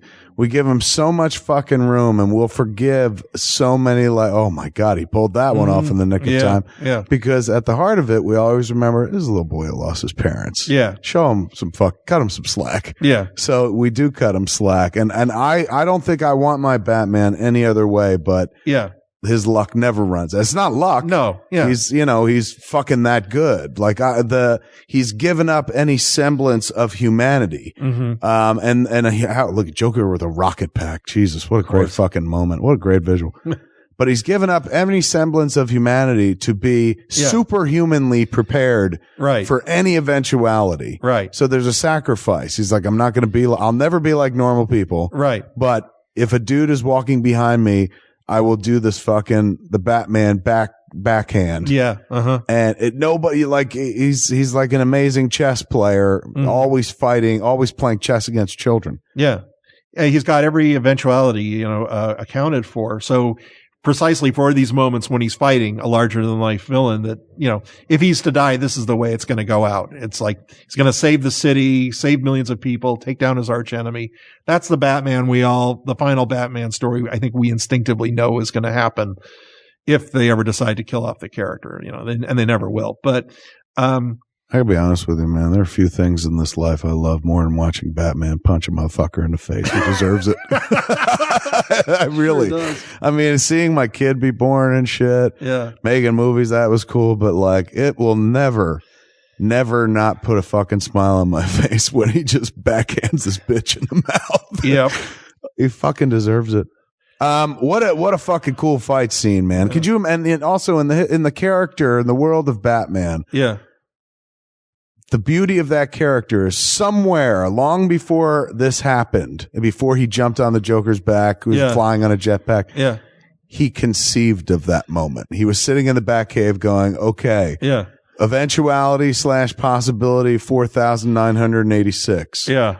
The Joker is escaping with a rocket jetpack. That's what makes him Batman. He's already thought this out. So when the moment happens, he expects the unexpected. Of course. That's why nothing fucking gets past him and shit like that. So when you watch a moment like that, all I can think of is just like, boy, he's been waiting for that for a long time. And yet in the history of comics, in the history of Batman in comics, the only thing he wasn't prepared for, apparently, was have his fucking back broken by Bane, by a Mocha Lucha guy, by Bane. Everything else he was fucking knew was coming. That one, he's like, look, even I couldn't foresee that I'd be brought down by a dude dressed like that. This is great. Fucking the world blowing up and the Joker laughing. Still missing that fucking tooth. Nice continuity. I can't. I've lost track of all the times I've killed off the Joker, but and you know, it always seems like the last time. But and she took him with her. Like she was like they both went up together and. There's no explanation, so you're like, oh my God, she killed him. But just like Batman getting it from some thug, I always think the Joker, you know, in reality, if there was a reality, some cop would just pull his gun and blow him away on the spot when the second he saw him. He wouldn't wait for the joke. He wouldn't wait for him to say anything. Or else a random person. But they don't do that for fucking pederast, dude. Like, think about it. Like, you hear about, there's that dude in that documentary, the Deliver Us from Evil or whatever, like Catholic priest that they defrocked, who just fucked like hundreds of fucking kids. Yeah. He's still walking around. Yeah. Nobody, and you see bereaved fucking parents who are like, we hate this fucking prick. Yeah. And still nobody walks up to him and put a gun in his fucking face. So I can't imagine in a world with the Joker that anybody would, you'd be pissed scared, man. Yeah. Because this dude's like the ultimate animal. It's like bringing a fucking raccoon into your house. And some moments you could give it a Twinkie and other moments it's tearing your eyeballs out. I traveled through Indonesia once and I was way off in the jungle with a guide and we were looking for a tiger. And the guide said to me, prepare yourself for when you see the tiger, you will shit yourself. It is just a reaction that people have. That when they first see the tiger, you're going to crap yourself. You're going to go all over yourself because you can't stand to be in the presence of something that powerful and realize it's right there and I'm right here and there's no barrier or anything. And he was talking like a native person would. And that's sort of like the reaction I think that normal people have when they see the Joker, you know, oh yeah, the Joker lives in town. He got out, you know, he menaces people. But can you actually imagine pulling away from an ATM, counting your money and standing there? He's just there smiling at you and you don't know, do you want the money? What do you want? You want to use the machine? You would fall to your knees and just whiz yourself on the spot. Did you shit when you saw the tiger? Were you scared? No, I didn't. You were brave? I was actually in water. And I didn't even piss the water. What happened was we were hiking and we'd gone a long way and then he jumps in the water in some jungle pool and starts in a river and starts swimming. And he goes, come on in. And I'm going like, there are things that are going to crawl up my dick and they're going to kill me. Yeah, that's more terrifying than a fucking tiger. Yeah, man, I'm not going in there. And then it's hot. And I go, okay, I'll come in a little bit. And I started wading in and then he goes, quiet.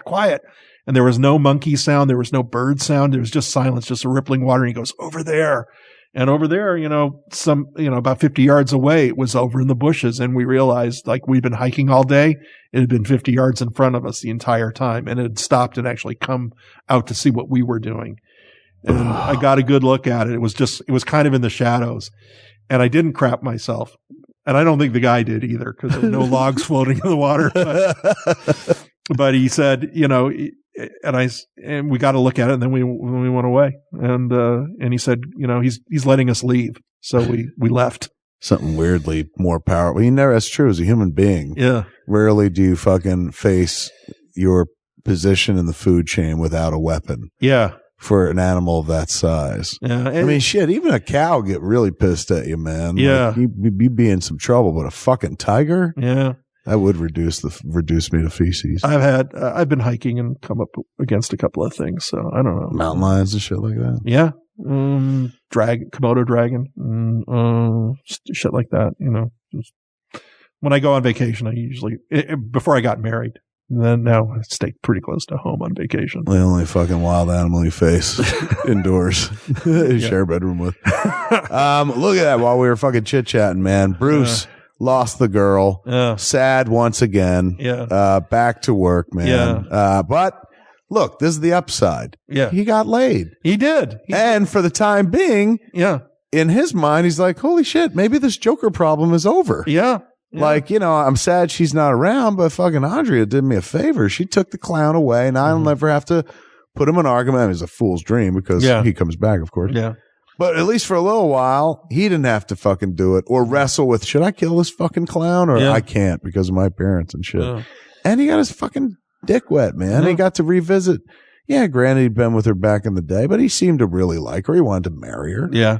So it's his attitude is you can't go home again, and there's still crime out for me to fight, and some really shitty people died. Yeah. So I'd say a good week in the Batman's life. Kind of win-win. Yeah, across the boards, man. He's looking all mopey at the end, but if I'm Alfred, I'm like, look, man. Yeah. Here's a nickel's worth of free advice. You got your dick wet. Some shitty people are gone out of Gotham. Yeah. Joker may be dead for all we know. Yeah. Chin up, cheer up, Charlie. I'd sing him a fucking song.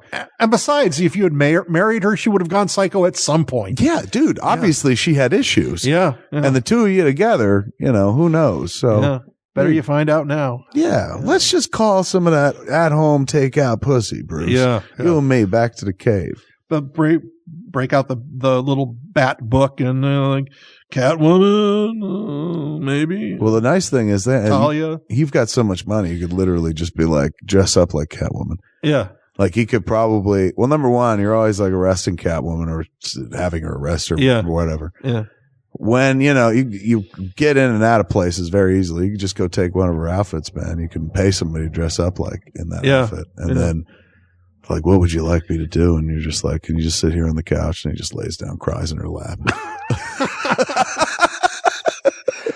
Why don't you like me? Why are you always hitting me? And she's like, oh my God, you're a real bad bitch. At this point, had you ever done a movie before? I had written a draft of a movie version of Double Dragon that they made. And, it was like first writer in on the project. This thing is going to go through multiple writers before, it takes whatever form it's in to shoot it. But it was really the first thing I'd done that had gotten produced, and that I was really, really happy with. And, it made me want to do more in this form. And, we subsequently did do more. We did a Superman Batman movie and then Batman Beyond, Return of the Joker. Oh, that's right. We can watch that fucking soon. I flew solo on that one. I mean, I worked out the story with Bruce and Glenn, but when it came down to the script, I just wrote the sucker myself and handed it on in. All right, so we'll do that. I mean, we're reaching the end of the crawl here, man. The Distributed by Warner Brothers logo is just centering and stopping in the screen. So if you're listening along, man, that's where we are. The flick's done. I hope we talked enough about the movie. We took some deviations here and there, but that's fine. But that's what it's about, man, at the end of the day. And it's like, look, the movie speaks for itself. It's a wonderful piece. You told some wonderful stories, behind the scenes shit that we didn't know. You literally composed a fucking wonderful Batman story. Look, anybody listening to the show, you got some talented cats out there. Yeah. Take his idea and fucking run with it, man. Like throw it together and throw it up on Twitter for me and Paul to see. Paul is on Twitter at Paul M. Dini. Yeah. I'm at Twitter at that Kevin Smith. Yeah. Hashtag that shit. Oh, it's just Paul Dini. It's just Paul Dini. There may be a hyphen or something. M. Dini. That's right. It's Paul _Dini. Yeah, there something it is. Like that. Yeah. And hashtag that Dini Dream. No. Yeah. Dini Dream. Yeah. Yeah. And show us what that looked like, man. Paul's kind of three people getting ready for the same moment. Yeah, that's a good you never one. Have to. The beauty of Fatman on Batman, there's no wrong. No, you know what I'm saying? There's no such thing as number one. You've been here since the beginning, flagship member. Yeah. But number two, there's no wrong when you're bringing praise and honor to the Bat. You know? There's no bad way to do it, and it's like. If people are like, oh, you didn't talk about it enough, which frankly, I think we did. Yeah. But if they were like, yeah, I didn't get enough. Well, guess what? Maybe in fucking 50 or 100 episodes, you do it again. Yeah. And this time it's more dedicated. But honestly, I feel like shit, man. I mean, look, number one, if you get yourself the DVD of Mask of the Phantasm, there's probably some commentary action on that, or at least maybe a you know, kind of behind the scenes or something. Maybe there is. It's been so long. Bruce may have done one subsequently, or Alan. I don't know. But what you heard here, man, is fucking almost 20 years on. Paul Dini taking a look at a young Paul Dini's work. Yeah, it's good. How do you think it holds up? I think it holds up really good, and it's kind of classic and timeless. And I think a lot of that is Alan. You know, he had a very clear vision of the story he wanted to tell. He wanted to make this a very bittersweet romance, and I think Marty did some great writing. Michael Reeves wrote a lot of the end, the final battle in the World's Fair. I just think it all came together. It really sang. You know, when everybody's on the same page. And that's the kind of group writing on a script that I like. And you're ironically, you can't really do, because you can do it in animation because the union doesn't really, support the same thing for the Writers Guild. But if you wanted to put 4 guys in a room and write a Batman movie, the Writers Guild would scream bloody murder, because that's not really the way it's done. Right. That's true. So it only in animation, and that's why animation stories are so good in a lot of cases, is because everybody's got a different idea. They all bring it to the table. They all say, what about this sequence? What about that? And when somebody has a good idea, and you all go with it. God damn it, Dini, you give good oral. I've said it before. I'll maintain it till the grave. All right. So we were talking about doing the Batman Superman movie. It was released as the Batman Superman movie, or Batman Superman World's Finest. What it was in fact 3 episodes of Superman the Animated Series from season 1, and it was called season 2, and it was called World's Finest. Right. There are 3 episodes. So we're gonna so you can buy those on iTunes, buy those on Amazon, watch them in advance, because then me and Paul are gonna do those coming up. Commentary tracks for that, re-examine those. But now that you brought it up, I think we should do Batman Beyond, Return of the Joker. Because number one, we haven't done that much Batman Beyond at all. Yeah. There's been reference to it and stuff, but we have never done a dedicated episode. Also, it's got the flashbacks working for it. It does. And also that particular story has, it's tied in with the past of Batman and stuff like that. It's so older at that point. Yeah. It's tied into the animated series. Yeah. In a really cool way. So let's do that one next, man, because that'll be nifty. I know you're going away, for Thanksgiving. You're going back to Detroit with your lovely wife, Misty. Paul is married to a fucking magician. How awesome is that? That's pretty awesome. That's like being married to Zatanna. Yeah, in a lot of ways. Yeah. In a lot of ways. And it's great. She's doing kind of a Q&A tomorrow night at the Magic Castle. That'll be a lot of fun. Get out of here. Yeah, profile of her at the Magic Castle, and she's. Does she work there a lot? Yeah, she's she's one of their seance mediums. So she does like a regular seance show, which is a lot of fun. She just did a seance show for Katy Perry for her birthday, and that was a lot of fun. And she was working all through Halloween, and she'll do tarot readings, and she's working toward doing a stage show there at some point, probably next year, a bigger show. And she's doing a lot of voiceovers and acting and just a ton of stuff. She just did a pilot today.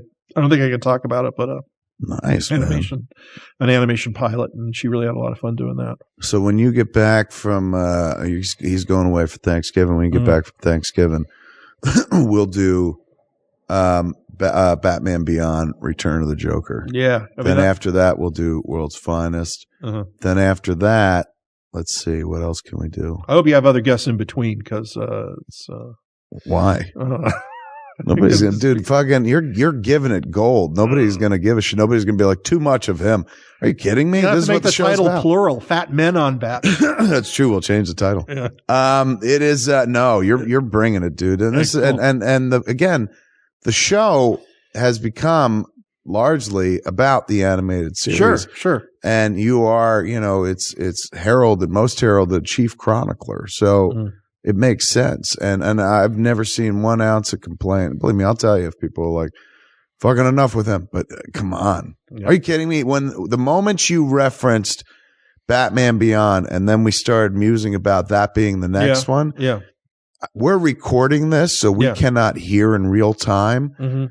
but the sound of a billion boners launching at once it broke the sound and time barrier, and I still heard it here in the past. Oh, come on. That's exciting stuff. A great disturbance in the force. Millions of fans getting a boner at once. They're going to get it satisfied, too, when we kick back and we watch Batman Beyond, Return of the Joker with Paul next time here on Fatman on Batman. Give it up for the amazing Paul Dini. Man. Awesome. Great insight into the process, and my friend, great insight into the story. Thank you. Great anecdotes, as always. The keystone for this podcast, the back upon which it was built, returns to claim his fucking throne. You knocked it out the park. Thank you, sir. Next week, man, more of this, and which I know you fucking love. But until then, man, be good, kids. Because Batman's always watching. We'll be back next week. Same bat time. Fat time. Same fat time. Same. Oh, I'll get sued. Yeah. Same fat time. Same fat channel. Same fat channel. Smodcast.com.